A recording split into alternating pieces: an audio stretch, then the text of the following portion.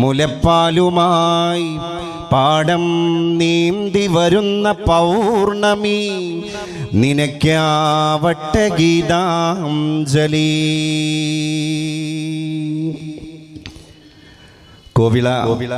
കോയിവിള അയ്യങ്കോ കോയിക്കൽ ശ്രീ ധർമ്മശാസ്ത്ര ക്ഷേത്രത്തിൻ്റെ 31ാമത് ശ്രീമദ് ഭാഗവത സപ്താഹയജ്ഞത്തിൻ്റെ ശ്രേഷ്ഠവും സുന്ദരവും അദ്വിതീയവും അനിർവചനീയവും അതുല്യവും മനോഹാരിയത തുളുമ്പി നിൽക്കുന്നതുമായ ഈ മഞ്ജുളമായ സദസ്സാണ് സാക്ഷി. ഇന്നിൻ്റെ സായാഹ്നം ധന്യതയാർന്ന ഒരു സായാഹ്നമാണ്. ഈ ക്ഷേത്രമുറ്റത്ത് വിനീതനായി ഞാൻ വന്ന് സമാഗതനാകുമ്പോൾ എൻ്റെ മുമ്പിൽ ആസനസ്ഥരായവരും പാർശ്വഭാഗങ്ങളിൽ സമാഗതരായവരും ഒക്കെയായിരിക്കുന്ന എൻ്റെ പ്രിയ സഹോദരീ സഹോദരങ്ങളെ കാണുമ്പോൾ, ഈ മാതാപിതാക്കളെ കാണുമ്പോൾ, ഈ അഗ്രജന്മാരെയും കനിഷ്ഠന്മാരെയും കാണുമ്പോൾ മതേതര ഭാരതത്തിൻ്റെ പൂത്തുല്ലസിച്ച ഒരു സൗഹൃദത്തിൻ്റെ ആത്മപരിവേഷത്തിൻ്റെ പരിശുദ്ധി ഇവിടെ അത്രമേൽ സ്പഷ്ടവും പ്രകടവുമാണ്. നമ്മൾ അങ്ങനെ ജാഗ്രതയോടുകൂടെ ജീവിച്ച് ശീലിച്ച ആളുകളാണ്. കൊണ്ടും കൊടുത്തും സ്നേഹമസൃണമായ ഒരു പുലരിയെ ആശ്ലേഷം നടത്തുകയും അങ്ങനെയുള്ള ഒരു സായന്തനത്തെ പോവാൻ അനുവദിക്കുകയും അടുത്ത പ്രഭാതത്തെ കണ്ണിമ ചിമ്മാതെ കാത്തിരിക്കുകയും ചെയ്യുന്ന ഈ സ്നേഹത്തിന്റെ ജാഗ്രത, അതാണ് കരുതൽ, മ്യൂച്വൽ അണ്ടർസ്റ്റാൻഡിങ്. സ്വാമി വിവേകാനന്ദന്റെ ഒരു പ്രസ്താവനയുണ്ടല്ലോ, love is the gateway to all miseries. സ്നേഹമാണ് ഏത് നിഗൂഢതകളിലേക്കും കടന്നു ചെല്ലാൻ, അതിൻ്റെയൊക്കെ നിഗുപ്തകളെ കൊട്ടിത്തുറന്ന് മുട്ടിത്തുറന്ന് അതിനകത്തേക്ക് പ്രവേശിക്കാൻ നമ്മളെ പ്രേരിപ്പിക്കുന്ന ഏറ്റവും വലിയ ശക്തി അത് സ്നേഹമാണ്. സ്നേഹമാണ് മനുഷ്യ ജീവിതത്തിൻ്റെ ഇന്ധനക്ഷമത. സ്നേഹമാകുന്ന വിളക്ക് അത് ജ്വലിക്കണമെങ്കിൽ അതിൻ്റെ മഹിമാവിലാസമാകുന്ന എണ്ണ അതിനകത്ത് അനിവാര്യമാണ്. എണ്ണയിട്ട യന്ത്രങ്ങളെ പോലെ എന്ന് നമ്മളെ ഭാഷയിൽ പറയാറുണ്ട്. അതുകൊണ്ട് സ്നേഹത്തിൻ്റെ ഈ ജാഗ്രതയുടെ സദസ്സിന്റെ മുറ്റത്ത് ധന്യമായ ഇന്നത്തെ സായന്തനത്തിൽ നിങ്ങളുമായിട്ട് ഞാൻ മനുഷ്യത്വത്തിൻ്റെ മാനവികതയുടെ കുറച്ച് വർത്തമാനങ്ങൾ, കരുതലിൻ്റെ കുറച്ച് സന്ദേശങ്ങൾ പകർന്നു നൽകുകയാണ് എൻ്റെ ഇത്തരണത്തിലുള്ള ഒരു ലക്ഷ്യം. മഹാഭാരതത്തിലെ പരീക്ഷിത് രാജാവ് തക്ഷക സർപ്പത്തിന്റെ ധ്വംസനമേറ്റിട്ട് കിടക്കുമ്പോൾ ജീവഹാനി തീർത്തും സംഭവിക്കുമെന്ന് ഉറപ്പിച്ചയിടത്ത് നിന്ന് മുനിശാപത്തിന്റെ പേരില് ഒറ്റപ്പെട്ടിട്ട് വ്യഗ്രതയോടെ വിഷണ്ണനായിട്ട് കിടക്കുമ്പോൾ 7 ദിവസം നീണ്ടുകിടക്കുന്ന ശ്രീ മഹാഭാഗവതം, അത് സപ്താഹം. സപ്തം എന്ന് പറഞ്ഞാൽ 7. അഹം അഹസ്സാണ്. അഹസ് പകലോൻ അഹസിന്റെ പ്രതീകമാണ്. അക്കമൂർത്തി അഹസിന്റെ പ്രതീകമാണ്. മാർത്താണ്ഡൻ എന്നും രവി എന്നും ഭാസ്കരൻ എന്നും ദിനകരൻ എന്നും ദിവാകരൻ എന്നും അതുപോലെ പങ്കജ ബാന്ധവൻ എന്നുമൊക്കെ നമ്മൾ വിളിക്കുന്ന ഈ അക്കമൂർത്തിയാകുന്ന പകലോൻ സൂര്യൻ, അതിൽ നിന്നാണ് അഹസ് വരുന്നത്. അഹസ് പകലാണ്. അതുകൊണ്ട് സപ്താഹം 7 പകലുകളിൽ സൂര്യാസ്തമനത്തിന്റെ ശേഷവുമല്ല സൂര്യോദയത്തിന്റെ മുമ്പുമല്ല, പകൽ സമയങ്ങളിൽ അങ്ങനെ സപ്താഹം 7 പകലുകളിൽ ജാഗ്രതയോടുകൂടെ മന്ത്രോച്ചാരണങ്ങൾ നടത്തുകയാണ്. അതിൽ നിന്ന് കിട്ടുന്ന ഒരു പരിശുദ്ധി എൻ്റെ പ്രിയപ്പെട്ട സഹോദര മതസ്ഥർ ഇവിടെ വിശ്വസിക്കുന്ന ആ ഒരു വിശ്വാസത്തിന്റെ ഒരു അസ്ഥിത്തറയുണ്ട്. അത് മോക്ഷമാണ്. അത് ആധ്യാത്മികതയുടെ ഉന്നതമായ പർവ്വങ്ങളിലേക്ക് നമ്മൾ വഴി നടത്തപ്പെടലാണ്. അല്ലെങ്കിലും എല്ലാത്തിൻ്റെയും വിജയം ആത്മീയതയിലാണല്ലോ കുടികൊള്ളുന്നത്. നമ്മളൊക്കെ ഈ ലോകത്ത് നിന്ന് അനധിവിദൂരമായ ഭാവിയിൽ വിട പറഞ്ഞു പോകേണ്ട ആളുകളാണ്. അങ്ങനെയാണ്. ആരറിയും നിയതി തൻ ത്രാസു പൊങ്ങുന്നതും താനേ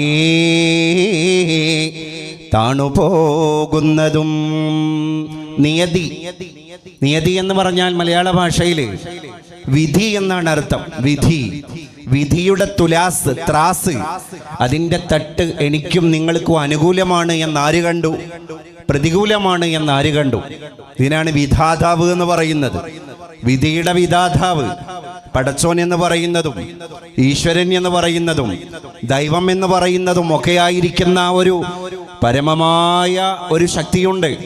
ആ ശക്തിയിൽ വിശ്വസിക്കുമ്പോഴാണ് ത്വമേകം വരണ്യം ത്വമേകം ശരണ്യം ത്വമേകം ജഗത്കാരണം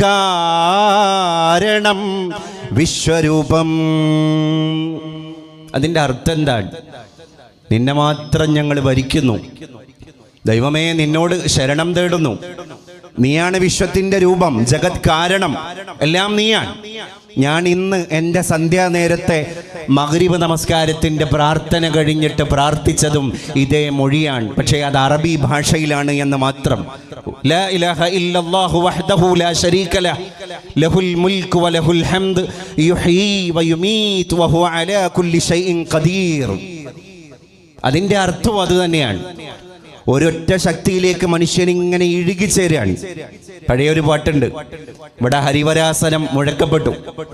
യേശുദാസ് എന്ന് പറയുന്ന ഗാനഗന്ധർവൻ എന്ന മലയാളികൾ പേര് കൊടുത്ത ഗന്ധർവൻ എന്ന വാക്കിന്റെ അർത്ഥം തന്നെ ഉപദേവൻ എന്നാണ്. അതുകൊണ്ട് മലയാളത്തിൽ സംഗീതത്തിന് ഒരു ഉപദേവൻ ഉണ്ടെങ്കിൽ എന്ന് പറഞ്ഞിട്ട് ഗാനഗന്ധർവൻ യേശുദാസ് എന്നൊരു അപരനാമത്തിൽ അദ്ദേഹം ഇന്ന് മലയാണ്മയിൽ എന്ന് മാത്രമല്ല ലോക ഭൂപടത്തിൽ തന്നെ പ്രഖ്യാതനായി, അല്ലേ? അദ്ദേഹത്തിൻ്റെ ആ വഴിഞ്ഞൊഴുകുന്ന ഗാനശീലുകളുടെ ശബ്ദമാധുരിയുടെ അലയൊലികൾ ഇപ്പോഴും ഇവിടെ ഏതോ തരത്തിൽ ആന്തോളനം നടത്തിക്കൊണ്ടിരിക്കുന്നുണ്ട്. അദ്ദേഹത്തിൻ്റെ ഒരു പഴയകാലത്ത് പ്രത്യക്ഷപ്പെട്ട അദ്ദേഹത്തിൻ്റെ ചിരപുരാതനമായ അദ്ദേഹത്തിൻ്റെ കണ്ഠനിനാദങ്ങളിലൂടെ വീണമീട്ടിയ ചില വരികൾ മലയാളി ഭാഷ, ദേശ, ജാതി, വർഗ, മതങ്ങൾക്ക് പോലും അതീതമായിട്ട് ഏറ്റെടുത്ത വരികളാണ്. അതിങ്ങനെയാണ്: കുറി വരച്ചാലും കുരിശു വരച്ചാലും കുമ്പിട്ടു നിസ്കരിച്ചാലും കാണുന്നതും ഒന്നേ കേൾക്കുന്നതും ഒന്നേ കരുണാമയനാം ദൈവമൊന്നേ ദൈവമൊന്നേ ദൈവമൊന്നേ. ഞാൻ നേരത്തെ ചൊല്ലിയ ശ്ലോകം ഇതിലേക്കാണ് നമ്മളെയൊക്കെ അറിയാതെ വഴി നടത്തി കൊണ്ടുപോകുന്നത്. ഈ ലോകം വളരെ നശ്വരമാണ്. പരീക്ഷിത് രാജാവിന് കിട്ടിയ ഒരു ബോധം അത് തന്നെയാണ്. അവസാനം ഭാഗവതം അതിൻ്റെ എല്ലാ ഭാഗങ്ങളും മന്ത്രങ്ങളും പരാമർശിക്കപ്പെടുകയും അതിൻ്റെ അർത്ഥങ്ങൾ ഉൾക്കൊള്ളുകയും ചെയ്ത് അദ്ദേഹം ആത്മീയതയിലേക്ക് നീങ്ങിയെന്നാണ് ചരിത്രം. ആ പ്രമാണം നമ്മളെ ബോധ്യപ്പെടുത്തുന്നത്. അവസാനം അദ്ദേഹം ഭൗതിക ഇച്ഛകളോട് വിട പറയുകയാണ്. ഒരു മനുഷ്യൻ ഭൗതിക ഇച്ഛകളോട് വിട പറയുമ്പോഴാണ് അവൻ്റെ അകത്തളത്തിൻ്റെ ഉള്ളിലേക്ക് ഒരു വെളിച്ചം, പ്രകാശത്തിൻ്റെ കിരണങ്ങൾ വിരുന്നു വരുന്നത്. അപ്പോഴാണ് അവൻ്റെ സ്വാർത്ഥത അവന് ചവറ്റുകൊട്ടയിലേക്ക് വലിച്ചെറിയാൻ കഴിയുന്നത്. അല്ലെങ്കിൽ മനുഷ്യന്റെ പേര് സ്വാർത്ഥം ഭരി എന്നാണ്. സ്വാർത്ഥതയെ അവൻ ഭരിക്കുന്നു, അവനെ സ്വാർത്ഥത ഭരിക്കുന്നു. ഇതൊക്കെയാണ് സ്വാർത്ഥം ഭരി എന്ന വാക്കിന്റെ അർത്ഥം. നിസ്വാർത്ഥൻ അതിൻ്റെ നേരെ വിപരീതമാണ്. നിസ്വാർത്ഥനാകുമ്പോഴാണ് എൻ്റെ ദുഃഖം എൻ്റെ സഹോദരൻ്റെ ദുഃഖമാണ് എന്ന് പറയാനും മനസ്സിലാക്കാനും അത് പ്രാവർത്തിക തലത്തിലേക്ക് കൊണ്ടുവരാനും കഴിയുക. നിറഞ്ഞിരിക്കലും ദരിദ്രമീ രാജ്യം, നിരന്നിരിക്കലും വികൃതമെങ്കിലും ഇവിടെ സ്നേഹിപ്പാൻ, ഇവിടെ യാശിപ്പാൻ, ഇവിടെ ദുഃഖിപ്പാൻ കഴിവതേ സുഖം. അല്ലേ? എല്ലാം കൊണ്ടും നിർഭരമായിരിക്കുന്ന ഈ രാജ്യത്തിൻ്റെ അകത്ത് സ്വന്തം സഹോദരൻ്റെ സ്നേഹത്തിൽ കുറച്ച് ആഹ്ലാദം കണ്ടെത്താൻ, ആഹ്ലാദത്തിൽ നമ്മളും കുറച്ച് ആഹ്ലാദിക്കാൻ, അവൻ്റെ ദുഃഖത്തിൽ നമ്മളും കുറച്ച് ദുഃഖിക്കാൻ, അവൻ എന്തെങ്കിലും സങ്കടങ്ങൾ വരുമ്പോൾ അത് നമ്മളെ കൂടി സങ്കടമാക്കി മാറ്റാനുള്ള വിശാലത പ്രാപിച്ച ഒരു മനസ്സിലേക്ക് നമ്മൾ എത്തിച്ചേരുമ്പോഴാണ് നമ്മളൊരു മനുഷ്യത്വത്തിൻ്റെ ഉടമയാകുന്നത്. 2 ആഴ്ച മുമ്പ് എല്ലാ ഭാഗങ്ങളിലും ദീപാവലി ആഘോഷിക്കുകയുണ്ടായി. ദീപാവലി എന്ന വാക്കിന്റെ അർത്ഥം ദീപങ്ങളുടെ ആവലിയാണ്. ദീപം, ഒരു ദീപം ഉണ്ടായാൽ പോരാ. ആവലി എന്ന് പറഞ്ഞാൽ എന്താണ്? നിഗരം, നിവഹം, സംഘാതം, സഞ്ചയം എന്നൊക്കെ നമ്മൾ പറയും. കൂട്ടത്തിന്, ജനങ്ങളുടെ കൂട്ടമാണ് ജനാവലി. ഒരു നാട്ടിലെ പൗരന്മാരുടെ കൂട്ടമാണ് പൗരാവലി. അങ്ങനെയെങ്കിൽ ഒരുപാട് കത്തിജ്വലിച്ച ദീപങ്ങളുടെ കൂട്ടമാണ് ദീപാവലി എന്ന് പറയുന്നത്. അത് ദീപങ്ങളുടെ കൂട്ടമാണ്. എന്താ ഈ ദീപങ്ങൾ മനുഷ്യന്റെ മുമ്പിൽ അർത്ഥമാക്കുന്നത്? ദീപം, ആ കത്തിച്ചു വെക്കുന്ന ദീപത്തിന്റെ ജ്വാല, അത് ഹൃദയത്തിന്റെ ജ്വാലയാകണം എന്നൊരർത്ഥമാണ് ഈ വെട്ടിത്തിളങ്ങിക്കൊണ്ടിരിക്കുന്ന ദീപത്തിന്റെ കൈത്തിരികളൊക്കെ നമ്മളെ ബോധ്യപ്പെടുത്തുന്നത്. അതുകൊണ്ട് അന്ന് ഉച്ചരിച്ചൊരു മന്ത്രമുണ്ട്. ഏതാണ്? തമസോമ ജ്യോതിർഗമയ. തമസ് പോകട്ടെ, ജ്യോതിസ് വരട്ടെ. അപ്പൊ തമസിന്റെ ഉപാസകന്മാർക്കൊക്കെ പോവാം, ജ്യോതിസിന്റെ ഉപാസകന്മാർക്ക് വരാം, പ്രകാശത്തിന്റെ ബദ്ധവൈരികൾക്ക് പോവാം, ജ്യോതിസിന്റെ ബദ്ധവൈരികൾക്ക് വരാം. അങ്ങനെ ജ്യോതിസിനെ ക്ഷണിക്കുകയാണ്. നമ്മുടെ ഹൃദയത്തിൽ ഈ ഒരു ഉജ്ജ്വലമായ കൈത്തിരി നമ്മൾ കത്തിച്ചു വെച്ചു കഴിഞ്ഞാൽ, അതുകൊണ്ടാണ് ഡയോജനീസ് എന്ന് പറഞ്ഞു പോയത്. റോമാ സാമ്രാജ്യത്തിലൂടെ നടന്നു പോകുമ്പോൾ അദ്ദേഹം പറഞ്ഞൊരു വാക്കുണ്ടല്ലോ, ഞാൻ മനുഷ്യനെ തിരയാണ്.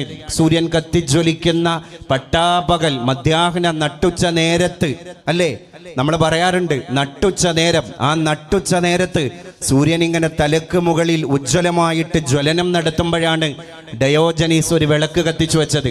അപ്പൊ ആളുകൾ ഡയോജനീസിനെ വിഡ്ഢി എന്ന് വിളിച്ചപ്പോ ഡയോജനീസ് തിരിച്ചു പറഞ്ഞൊരു വാക്കുണ്ട്, ഞാൻ മനുഷ്യനെ തിരയാണ്. എന്തിനാ മനുഷ്യനെ തിരയാൻ ഈ സൂര്യൻ ഉജ്ജ്വലമായിട്ട് ജ്വലിക്കുമ്പോൾ ഒരു വിളക്ക് എന്ന് ചോദിച്ചപ്പോ പറഞ്ഞു, മനുഷ്യന്റെ ഹൃദയത്തിൽ ഇരുട്ട് മൂടിയിട്ടുണ്ട്. അതുകൊണ്ട് ഈ കത്തിച്ച കൈവിളക്കിന്റെ ഈ ദീപത്തിന്റെ ഈ ജ്വലനം അവന്റെ അന്ധത ബാധിച്ചു പോയ ഹൃദയത്തിലേക്ക്, അന്ധകാരം മൂടിപ്പുകഞ്ഞുപോയ അവന്റെ അന്തരാളത്തിലേക്കൊന്ന് കൊളുത്തി കൊടുക്കാനാണ് ഞാൻ ഈ പട്ടാപകൽ നേരത്ത് വിളക്ക് കത്തിച്ചത് എന്ന് മറുപടി പറഞ്ഞു പോയ ഡയോജനീസ്, അല്ലേ? അപ്പം എന്താണ് തമസ്, എന്താണ് ജ്യോതിസ്? അതൊക്കെ മനസ്സിലേക്ക് ഇങ്ങനെ വിരുന്നു വരുമ്പോ എല്ലാവരെയും കാണാനും ഉൾക്കൊള്ളാനും തുറന്ന് ചിരിക്കാനും എത്ര മനോഹരമായിട്ട് ജീവിക്കുവാനും നമുക്കൊക്കെ സാധ്യമാകും എന്നർത്ഥം. അതുകൊണ്ട് പാർശ്വവൽക്കരിക്കപ്പെട്ടവരെ ഏറ്റെടുക്കാനുള്ളൊരു ദൗത്യം കൂടിയാണ് എന്നെ ഏറ്റവും കൂടുതൽ പുളകിതനാക്കുന്നത്. ഈ 7 ദിവസത്തിന്റെ ഇടയിൽ ഓരോ ദിവസവും 5000 6000 ആളുകൾ ജാതിമത ഭേദമന്യേ ഇവിടുന്ന് ഭക്ഷണം കഴിച്ചു പോവാൻ.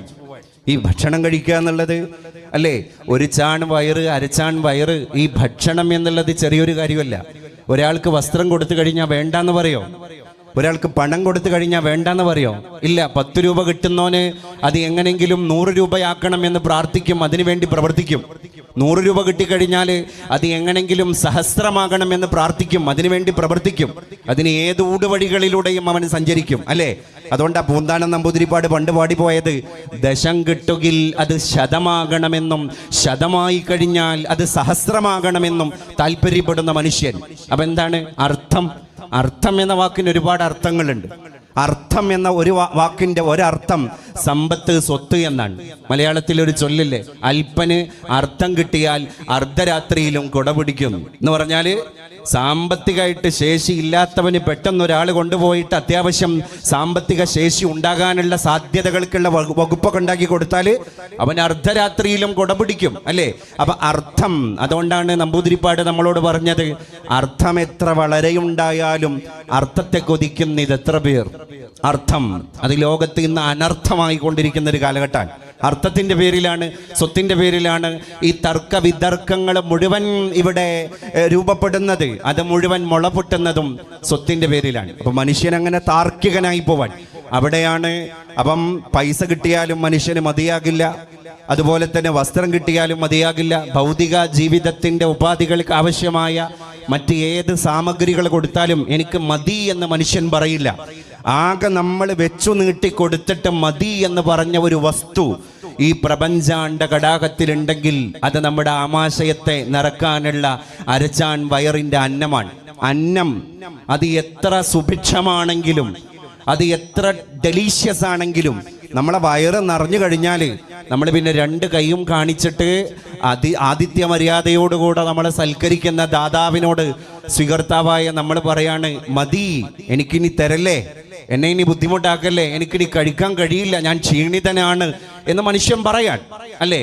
അപ്പൊ ഇവിടെ അന്നം കൊടുക്കാൻ, അന്നം കൊടുപ്പിൻ പശിക്കേതിരാദ്യത്തെ അംഗം കുറിച്ചൊരവശ സംരക്ഷക. അന്നം കൊടുക്കുക, വിരുന്നൂട്ടുക, ഇത് ലോകത്തെ ഏറ്റവും വലിയൊരു ഹോസ്പിറ്റാലിറ്റിയാണ്, ആതിഥ്യ മര്യാദയാണ്. ഇത്രയും ആളുകൾക്ക്, ആയിരക്കണക്കിന് ആളുകൾക്ക് ഭക്ഷണം കൊടുക്കുന്നതിൻ്റെ പിന്നിൽ ഒരുപാട് സാധാരണക്കാരുടെ കരങ്ങളുണ്ട്. അത് അക്ഷീണം അവിടെ പ്രയത്നിക്കുന്നുണ്ട്. എല്ലാവരും കൂടെ പരന്നൊഴുകുന്ന ഒരു പാരാവാരമായി മാറുകയാണ്. സ്നേഹത്തിൻ്റെ ഒരു സാഗരം പോലെ, കാരുണ്യത്തിൻ്റെ ഒരു കടലല പോലെ, കരുതലിൻ്റെ ഒരു ആഴി പോലെ നമ്മളിങ്ങനെ ലോകത്ത് ഉത്ഥാനം തീർത്തുകൊണ്ടിരിക്കുകയാണ്. ഇതിൽ ഒരു സുഖമുണ്ട്. ഇങ്ങനെ കരുതലും കാണലും ഒക്കെ അറിഞ്ഞിട്ട് കണ്ടറിവോടുകൂടെ മനുഷ്യൻ ജീവിച്ചു പോകുന്നതിൽ ഒരു മനസ്സുഖമുണ്ട്. അതിവിടെ മാത്രമല്ല. അതാണ് ഞാൻ പറഞ്ഞത്, ആധ്യാത്മികതയുടെ മോക്ഷം അകത്തേക്ക് കയറി ചെല്ലണം. അപ്പൊ പിന്നെ വീറുണ്ടാകൂല, അപ്പൊ പിന്നെ അഹന്തയുണ്ടാകില്ല, അപ്പൊ പിന്നെ സ്വാർത്ഥതയുണ്ടാകില്ല, അപ്പൊ പിന്നെ ഞാൻ എന്നൊരു അഭിനിവേശം ഉണ്ടാകില്ല. എല്ലാവരും നമ്മൾ എന്ന ഒരു കാന്തിയുടെ പദം മാത്രമല്ല, ആ ഒരു കാന്തിയുടെ ജീവിത ദർശനം കൂടി അവന് കൊണ്ടുപോകാൻ കഴിയും. അതുകൊണ്ടാണ് മലയാളത്തിൽ ഒരു വാക്ക് ചൊല്ലു പറഞ്ഞത്, നമിക്കിലുയരാം, നടുകിൽ തിന്നാം, നൽകുകിൽ നേടിയിടാം. അല്ലേ? നമിക്കിലുയരാം, നടുകിൽ തിന്നാം, നൽകുകിൽ നേടിയിടാം. നമുക്കു നാമേ പണിവതു നാഗം, നരകവും അതുപോലെ. നമുക്കുള്ള സ്വർഗം പണിയുന്നതും നാഗം. സ്വർഗം നാഗമല്ല. നാഗം എന്ന് പറഞ്ഞാൽ പാമ്പാണ്. നേരത്തെ പറഞ്ഞു ഇവിടെ പരീക്ഷിത്ത് രാജാവിന് ധ്വംസനമേറ്റത്. അത് നാഗമാണ്, അത് ഗാണ്, മൃദുഗാണ്, അഥവാ നാഭി കൊണ്ട് ഗമിക്കുന്നത്. അങ്ങനെയാണ് സർപ്പത്തിന് നാഗം എന്നൊരു വാക്കുണ്ടായത്. സർപ്പത്തിന് പന്നകം എന്നൊരു വാക്കുണ്ട് മലയാളത്തിൽ. എന്തുകൊണ്ട്? പള്ള കൊണ്ട് ഗമിക്കുന്നതാണത്. ഇത് നാക്കമാണ്. നാക്കം. നാക്കം എന്ന് പറഞ്ഞാൽ സ്വർഗമാണ്. അപ്പൊ നമുക്ക് സ്വർഗം ഉണ്ടാക്കുന്നതും നമുക്ക് നരകം പണിയുന്നതും നമ്മുടെ കർമ്മമാണ്, വേറൊന്നുമല്ല. അപ്പൊ ഇവിടെ ഒരു ലോജിക് പ്രവർത്തിക്കുന്നില്ല. There is no any logic in total universe. Only magic of miracle of God. അല്ലേ? ഇവിടെ എന്തോ ഒരു ദൈവികമായിരിക്കുന്ന മെസ്മറിസം പ്രവർത്തിക്കുന്നുണ്ട്.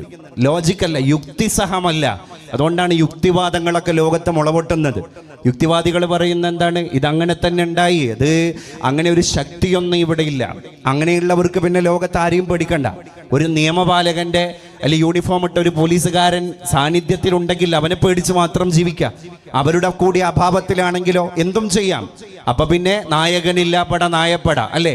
അപ്പൊ നമ്മളെ ഏതോ ഒരു ശക്തി ഭരിക്കുന്നു എന്ന ആധ്യാത്മിക ബോധത്തിൽ നിന്നാണ് മനുഷ്യന്റെ കരുതലുണ്ടായിത്തീരുന്നത്. ആ കരുതലിൽ നിന്നാണ് എൻ്റെ അയൽവാസിക്ക് ഞാൻ വെച്ചു നീട്ടുന്നത്. ആ കരുതലിൽ നിന്നാണ് എൻ്റെ ഭക്ഷണം കഴിക്കാത്ത ഏകോദര സഹോദരനെ പോലെ ഞാൻ കാണുന്ന, ജാതി പോലും മതം പോലും ഞാൻ ഏത് എന്ന് അവൻ്റേത് അന്വേഷിക്കാത്ത ഒരു മനുഷ്യൻ എന്ന മാത്രയിൽ അവനെ ഞാൻ കണ്ടെത്തുകയും അവനെ ഞാൻ സ്നേഹത്തിൻ്റെ അന്നമാകുന്ന വിരുന്നൂട്ട് നൽകിയിട്ട് ആദരിക്കുകയും ചെയ്യുമ്പോഴാണ് അവനാകുന്ന മനുഷ്യനെ കാണുന്ന ഞാനൊരു മനുഷ്യനാകുന്നത്.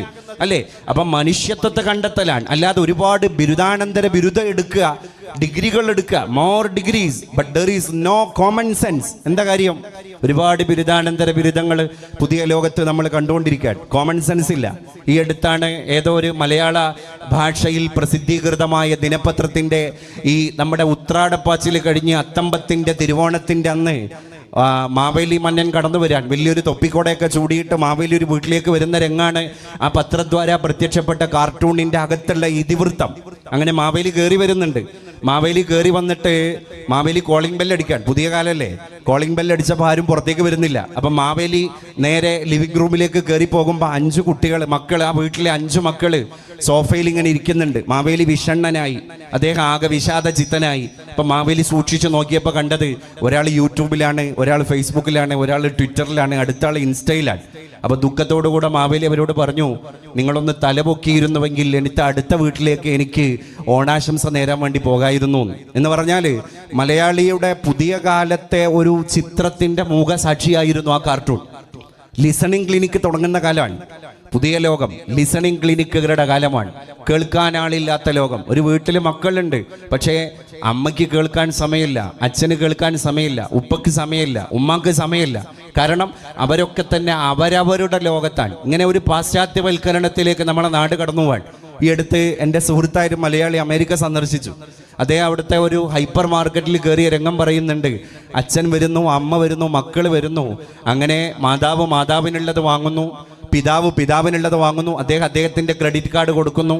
അപ്പം ഒരു ടീനേജിലുള്ള ഒരു മോനുണ്ട്, മോൻ കടന്നു വന്നിട്ട് മോൻ ആവശ്യമുള്ളത് വാങ്ങുന്നു, അവൻ്റെ ക്രെഡിറ്റ് കാർഡ് കൊടുക്കുന്നു. അങ്ങനെ എല്ലാവരും അവരവരുടെ ലോകത്ത് അഭിരമിക്കുന്നു. ഒരു വാഹനത്തിൽ വന്നിറങ്ങിയവരാണ്, ഒരു വീട്ടിലേക്ക് തിരിച്ചു പോകാനുള്ളവരാണ്. പക്ഷേ മനസ്സുകൾക്ക് കാതങ്ങളുടെ അന്തരമായിരിക്കുന്ന ഒരു ലോകത്ത് ആ പാശ്ചാത്യവൽക്കരണങ്ങളെയൊക്കെ തൊടാതെ വിഴുങ്ങുന്ന ഒരു ആവിഷ്കാരത്തിലേക്ക് അഭിനവ മലയാളി എത്തിപ്പെട്ടിട്ടില്ല എന്നുള്ളതിൽ എനിക്ക് തർക്കമുണ്ട്. കാരണം പലപ്പോഴും എത്തിപ്പെട്ടിട്ടുണ്ട്. പൂന്താനം നമ്പൂതിരിപ്പാട് ഞങ്ങളെ മലപ്പുറത്താണ്. അദ്ദേഹത്തിൻ്റെ ഇടിഞ്ഞുപൊളിഞ്ഞ ലോകം, 21-ാം നൂറ്റാണ്ടിൻ്റെ 20-ാം നൂറ്റാണ്ടിൻ്റെ ഇതിഹാസം എന്നീ കവിതകൾ ബൃഹത്തായ സന്ദേശങ്ങളാണ് മലയാളിക്ക് പ്രദാനം ചെയ്യുന്നത്. അദ്ദേഹം ഒരു മഹാകവിയാണ്, മഹാകാവ്യം എഴുതിയ തന്നെ മഹാകവിയാണ്.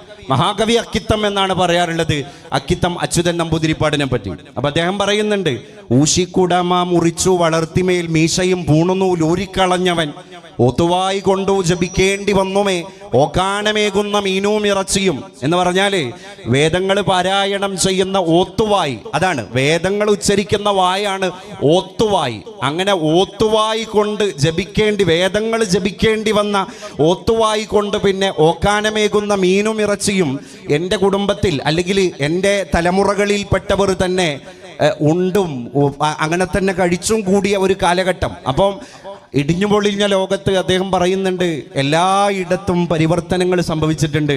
മുസ്ലിം കുടുംബങ്ങളിൽ സംഭവിച്ചു, ഹൈന്ദവ കുടുംബങ്ങളിൽ സംഭവിച്ചു, ക്രൈസ്തവ കുടുംബങ്ങളിൽ സംഭവിച്ചു, ബുദ്ധ കുടുംബങ്ങളിൽ സംഭവിച്ചു. അങ്ങനെ പ്രാചീന കാലം മുതൽ നമ്മൾ അനുഷ്ഠിച്ചു പോന്നിരുന്ന ചില ചിട്ടവട്ടങ്ങൾ, ഓരോന്നിനും ആചാരമര്യാദകൾ, രീതിശാസ്ത്രങ്ങൾ ഒക്കെ ഉണ്ടായിരുന്നു. അത് ധാർമ്മികതയിലും കണ്ടറിവുകളിലും ഒക്കെ അധിഷ്ഠിതമായിരുന്നു എന്നാണ് കവി നമ്മളെ ബോധ്യപ്പെടുത്തുന്നത്. ഞാൻ 3 ദിവസം മുമ്പ് പ്രത്യക്ഷപ്പെട്ട ഒരു പത്രത്തിലെ ഒരു വാർത്ത എന്നെ കൂടുതൽ ഇരുത്തി ചിന്തിപ്പിച്ചു. ഇന്ത്യ രാജ്യത്ത് പ്രസിദ്ധീകൃതമാകുന്ന ഒരു മെഡിക്കൽ ജേണലാണ് ലാൻസെറ്റ്. ലാൻസെറ്റ് ഈ അടുത്ത് ഒരു പഠനം നടത്തി. 7 വയസ്സ് മുതൽ 19 വയസ്സ് വരെയുള്ള കൗമാരക്കാരായ കൊച്ചുകുട്ടികളുടെ രക്ഷിതാക്കളിലാണ് ഈ ഒരു കാനേശുമാരി നടത്തിയത്. ആ കാനേശുമാരിയുടെ ഈ ഒരു കടക്കെടുപ്പിൻ്റെ ഞെട്ടിപ്പിക്കുന്ന അനന്തര ഫലം ഈ ലാൻസെറ്റ് എന്ന് പറയുന്ന ഇന്ത്യയിലെ ഈ മെഡിക്കൽ ജേണൽ പ്രസിദ്ധീകരിക്കാൻ, പുറത്തുവിടാൻ. അതിലവർ പറഞ്ഞത്, നമ്മുടെ രാജ്യത്ത് താമസിക്കുന്ന ഈ പ്രായത്തിൽ, ഈ ഏജ് ഗ്രൂപ്പിലുള്ള കുട്ടികളിൽ 66% കുട്ടികളും ടെക് അഡിക്ഷനിലാണ്, ഇന്റർനെറ്റ് അടിമത്തത്തിലാണ്. അവർ സോഷ്യൽ മീഡിയ പ്ലാറ്റ്ഫോമിൽ, OTT പ്ലാറ്റ്ഫോമിൽ, ഗെയിം ആപ്പുകൾ, അങ്ങനെ ഉള്ള ഒരു വ്യവഹാരത്തിലാണ് അവരുള്ളത്. വ്യാപാരമെന്തു ഹനനനാം വനവേടനുണ്ടോ, വ്യാപന്ന മധു കഴുകനെന്നും കബോധമെന്നും. മലയാളത്തിൽ അങ്ങനെ ഒരു കവിതയില്ലേ? വ്യാപാരം അല്ലേ? ഈ സോഷ്യൽ മീഡിയയാകുന്ന അല്ലെങ്കിൽ ലഹരിയാകുന്ന, അസമത്വമാകുന്ന, മിശ്രജീവിതമാകുന്ന, പാരമ്പരാഗതമായി കുടുംബത്തിൽ നിന്ന് കിട്ടിപ്പോന്ന സംസ്കാരങ്ങളെ മുഴുവൻ കാലത്തിൻ്റെ ചവറ്റുകൊട്ടയിലേക്ക് വലിച്ചെറിഞ്ഞിട്ട് അവർ പുതിയ പുതിയ സംസ്കാരങ്ങളെ നമ്മളെ മക്കളും ഒക്കെ അങ്ങനെ കൊണ്ടുവരുന്ന സമയത്ത് നോക്കി നിൽക്കാനേ നമുക്ക് കഴിയുന്നുള്ളൂ. അതാണ് ഈ സോഷ്യൽ മീഡിയ നേതൃത്വങ്ങൾക്ക് എന്ത് വ്യാപാരമെന്ത് ഹനനനാം വനവേടനുണ്ടോ. ഈ വ്യാപാരം പൊടിപൊടിക്കുമ്പോൾ ഹനനൻ, ഹനിക്കുന്നവൻ അല്ലേ, ലോകത്തെ ഹനിക്കാൻ വന്ന ഈ കാട്ടാളനാകുന്ന നാരദനാകുന്ന ഈ വനവേടനുണ്ടോ. വ്യാപന്ന മധു കഴുകനെന്നും കബോധമെന്നും. വ്യാപന്നം, തൻ്റെ അസ്ത്രത്തിൻ്റെ കണവലിക്കുമ്പോൾ പുറപ്പെടുന്ന തൻ്റെ അമ്പിൻ്റെ, അസ്ത്രത്തിൻ്റെ, തൻ്റെ ടൂളിൻ്റെ, തൻ്റെ മൂർച്ചയേറിയ വിഷം പുരട്ടിയ ആയുധത്തിൻ്റെ ഇര വ്യാപന്നം. ഈ വ്യാപാരം നടക്കുന്നത്, ഈ വ്യാപാരത്തിൻ്റെ ഇര, അതാണ് വ്യാപന്നം. അത് കഴുകൻ. കഴുകൻ എന്ന് പറഞ്ഞാൽ ഒരു കാട്ടാളത്വത്തിൻ്റെ പ്രതീകമാണ്. കബോധം എന്ന് പറഞ്ഞാലോ, കബോധം സ്നേഹത്തിൻ്റെ പ്രതീകമാണ്, ആർദ്രതയുടെ പ്രതീകമാണ്, ലാളിത്യത്തിൻ്റെ പ്രതീകമാണ്. അതുകൊണ്ടാണ് UN പോലെയുള്ള വലിയ വലിയ ഐക്യരാഷ്ട്ര സംഘടനകൾ പോലെയുള്ള വലിയ വലിയ സംഘടനകളൊക്കെ തന്നെ ചില ചടങ്ങുകളെ ഉദ്ഘടിച്ച് ആനയിക്കുമ്പോൾ വെള്ളരിപ്രാവിനെ പറത്തിയിട്ട് തുടക്കം കുറിക്കുന്നത്. വെള്ളരിപ്രാവ് അത് തൻ്റെ കൊക്കിൽ കൊത്തിയെടുത്ത ഒരു ഒലീവ് ചില്ലയുണ്ട്. ഒലീവ് UNOയുടെ പ്രസംഗ പീഠത്തിന്റെ പാർശ്വഭാഗത്ത് കൊത്തിവെച്ചത് 2 ഒലീവ് ചില്ലകളാണ്. ഒലീവ് സമാധാനത്തിന്റെ ഒരു പ്രതീകമാണ്. പ്രാവ് അത് സമാധാനത്തിന്റെ മറ്റൊരു പ്രതീകമാണ്. ഉറുദു ഭാഷയിലും ഹിന്ദി ഭാഷയിലും കബൂത്തർ എന്ന് പറയുന്ന, നമ്മളെ മലയാള ഭാഷയിൽ ആണിനും പെണ്ണിനും വ്യത്യസ്ത പേരുകളുള്ള കബോധം, കബോധി, ആൺപ്രാവ് കബോധം, പെൺപ്രാവ് കബോധി എന്ന് നമ്മൾ പറയുന്ന കബോധം അല്ലേ, പ്രാവ്. അപ്പം പ്രാവാവട്ടെ അതുപോലെ തന്നെ കഴുകനാകട്ടെ, ആരായാലും കുഴപ്പമില്ല, സോഷ്യൽ മീഡിയയുടെ ഇര ആരായാലും കുഴപ്പമില്ല. അങ്ങനെ ഒരു വാണിജ്യം അരങ്ങ് തകർന്നുകൊണ്ടിരിക്കുന്ന കുതൂഹലങ്ങളുടെ, കലഹങ്ങളുടെ, കോലാഹലങ്ങളുടെ, വിഹ്വലതകളുടെ ലോകത്താണ് എൻ്റെ പ്രിയപ്പെട്ട അച്ഛനമ്മമാരെ, എൻ്റെ പ്രിയപ്പെട്ട സഹോദരി സഹോദരങ്ങളെ നമ്മളൊക്കെ ജീവിച്ചുകൊണ്ടിരിക്കുന്നത്. അതുകൊണ്ട് വയസ്സായ ആളുകളെ നോക്കാൻ ആളില്ല. അവരോട് ആർദ്രമായ ഒരു വർത്തമാനം പറയാൻ ആർക്കൊന്നും കഴിയുന്നില്ല. 74 വയസ്സായ നമ്മുടെ അച്ചമ്മയോട്, അമ്മച്ചിയോട്, വലിയമ്മച്ചിയോട് നമ്മൾ പറയാണ്, വലിയമ്മച്ചി ഇങ്ങനെയൊന്നും ഇപ്പൊ പറയാൻ പറ്റൂല, ഇപ്പോഴത്തെ കാലത്തൊന്നും ഇങ്ങനെ പറയാറില്ല. നിങ്ങൾ ഈ ആള് കൂടുന്നിടത്ത്, ജനങ്ങൾ കൂടുന്നിടത്ത്, വീട്ടിൽ അതിഥികൾ വരുന്നിടത്ത് ഇങ്ങനെ പരിസരവും അതുപോലെ തന്നെ സാഹചര്യവും ഒന്നും പരിഗണിക്കാതെ എന്തെങ്കിലുമൊക്കെ വിളിച്ചു പറഞ്ഞാൽ അത് പുതിയ തലമുറക്ക് ദഹിക്കില്ല എന്ന് ആരാ പറയുന്നത്? പൗത്രൻ അല്ലെങ്കിൽ പൗത്രി അല്ലേ? പേരക്കുട്ടി പോയിട്ട് വല്യമ്മച്ചിയുടെ അടുത്ത് പറയാൻ. അപ്പൊ ആ വല്യമ്മച്ചി എന്ത് ചെയ്യണം? 74 കൊല്ലം താൻ കണ്ടത്, അനുഭവിച്ചത്, പഠിച്ചത്, ശീലിച്ചത്, ചെയ്തത് ഒരൊറ്റ പേരക്കുട്ടിയാകുന്ന സോഷ്യൽ മീഡിയ അഡിക്ഷന്റെ പ്രതീകമാകുന്ന ആ ഒരൊറ്റ പേരക്കിടാവിന്റെ ഡയലോഗിലൂടെ തൂത്തെറിയണം, തകർത്ത് തരിപ്പണാക്കണം. എങ്ങനെ ഉൾക്കൊള്ളാൻ കഴിയും? അപ്പൊ അത് ഡെമോളിഷ് ആവാൻ. പാവപ്പെട്ടിരിക്കുന്ന വാർദ്ധക്യത്തിന്റെ അസ്തമാന സൂര്യനെ മുന്നിൽ കണ്ടുകൊണ്ടിരിക്കുന്ന ഈ പിതാമഹനും പിതാമഹതിയും മാതൃമഹനും ഒക്കെ തന്നെ ഇങ്ങനെ വിഷണ്ണരായിട്ട് ഒരു തരം വിഷാദ രോഗത്തിലേക്ക് കടന്നു പോകാൻ. അവർ നോക്ക് നിങ്ങൾ, അവർക്ക് ഒറ്റയ്ക്ക് ഇരിക്കുമ്പോൾ എന്താ അവർക്ക് കൂട്ടിനുള്ളത്? ഒരു 17 വയസ്സുള്ള 25 വയസ്സുള്ള ഒരു കുട്ടി ഒരു ക്ലിനിക്കിൽ പോയി ഒരു ഡോക്ടർ വെയിറ്റ് ചെയ്യുകയാണെങ്കിൽ അരമണിക്കൂർ കഴിഞ്ഞിട്ടേ ഡോക്ടർ വരുള്ളൂ എന്ന് പറഞ്ഞാൽ അവൻ്റെ മുഖത്ത് ഒരു മ്ലാനതയുടെ നിഴലാട്ടം പോലും ഇല്ല. ഓക്കെ, ഞാൻ ഡീൽ ചെയ്തോളാം. അവൻ വാട്സപ്പ് തുറക്കാൻ, അവൻ ഫേസ്ബുക്ക് തുറക്കാൻ, അവൻ ഡാറ്റ ഓൺ ചെയ്യാൻ, അവന് സമയം പോയത് അറിയുന്നില്ല. പക്ഷേ പഴയ കാലത്ത് അങ്ങനെയല്ല. വല്യമ്മച്ചിയുടെ മുമ്പിൽ പോയിട്ട് വർത്തമാനം പറയാൻ, കുശലം പറയാൻ, നേരം പോക്കിന് മക്കളൊക്കെ ഘോഷയാത്ര പോലെ ക്യൂ നിന്നിരുന്ന ഒരു കാലഘട്ടത്തിൻ്റെ ഇട്ടാവട്ടത്തിൽ നിന്ന് ഒറ്റപ്പെടലിൻ്റെ വൃദ്ധസദനത്തിൽ അവർ എന്നോ അള്ളിപ്പിടിച്ച് കയറിയിട്ടുണ്ട്. അത് നമ്മുടെ വീട് തന്നെയാണ്, നമ്മുടെ വീട് തന്നെയാണ്. നമ്മളവരെ കയറില്ലാതെ കെട്ടിയിട്ടിരിക്കുകയാണ്. ഞാൻ ചോദിക്കട്ടെ, നമുക്ക് അടച്ചിട്ട റൂമിൽ എത്ര നേരം ഇരിക്കാൻ കഴിയും? പക്ഷേ ആ റൂമിനെ അടച്ചത് പുറത്തു നിന്ന് ഒരാളാണെങ്കിൽ ഒരു നിമിഷം പോലും ആ റൂമിൽ നമുക്ക് ഇരിക്കാൻ കഴിയില്ല. അപ്പം നമ്മളെ വയോവൃദ്ധരായിരിക്കുന്ന വയോജനങ്ങളുടെ മനോഹരമായിരിക്കുന്ന സാമൂഹ്യ ജീവിതത്തിൻ്റെ ഗരിമയെ നഷ്ടപ്പെടുത്തിയത്, അവരെ ഇങ്ങനെ കൊണ്ടുപോയി കെട്ടിയിട്ടിരിക്കുന്നത് പുറത്തു നിന്ന് ആരോ വാതിൽ പൂട്ടിയിട്ടാണ്. അതാരാണ്? നമ്മുടെ ജീവിത സാഹചര്യമാണ്. ഞാൻ ഈ അടുത്ത് ദി ഇന്ത്യൻ എക്സ്പ്രസ് എന്ന് പറയുന്ന ഇംഗ്ലീഷ് ദിനപത്രത്തിൻ്റെ ഒരു പത്രദ്വാര ആ പത്രത്തിൻ്റെ ഒരു പേജിൽ പ്രത്യക്ഷപ്പെട്ട ഒരു ചിത്രം. ഒരു റെയിൽവേ സ്റ്റേഷനാണ്, രംഗവേദി.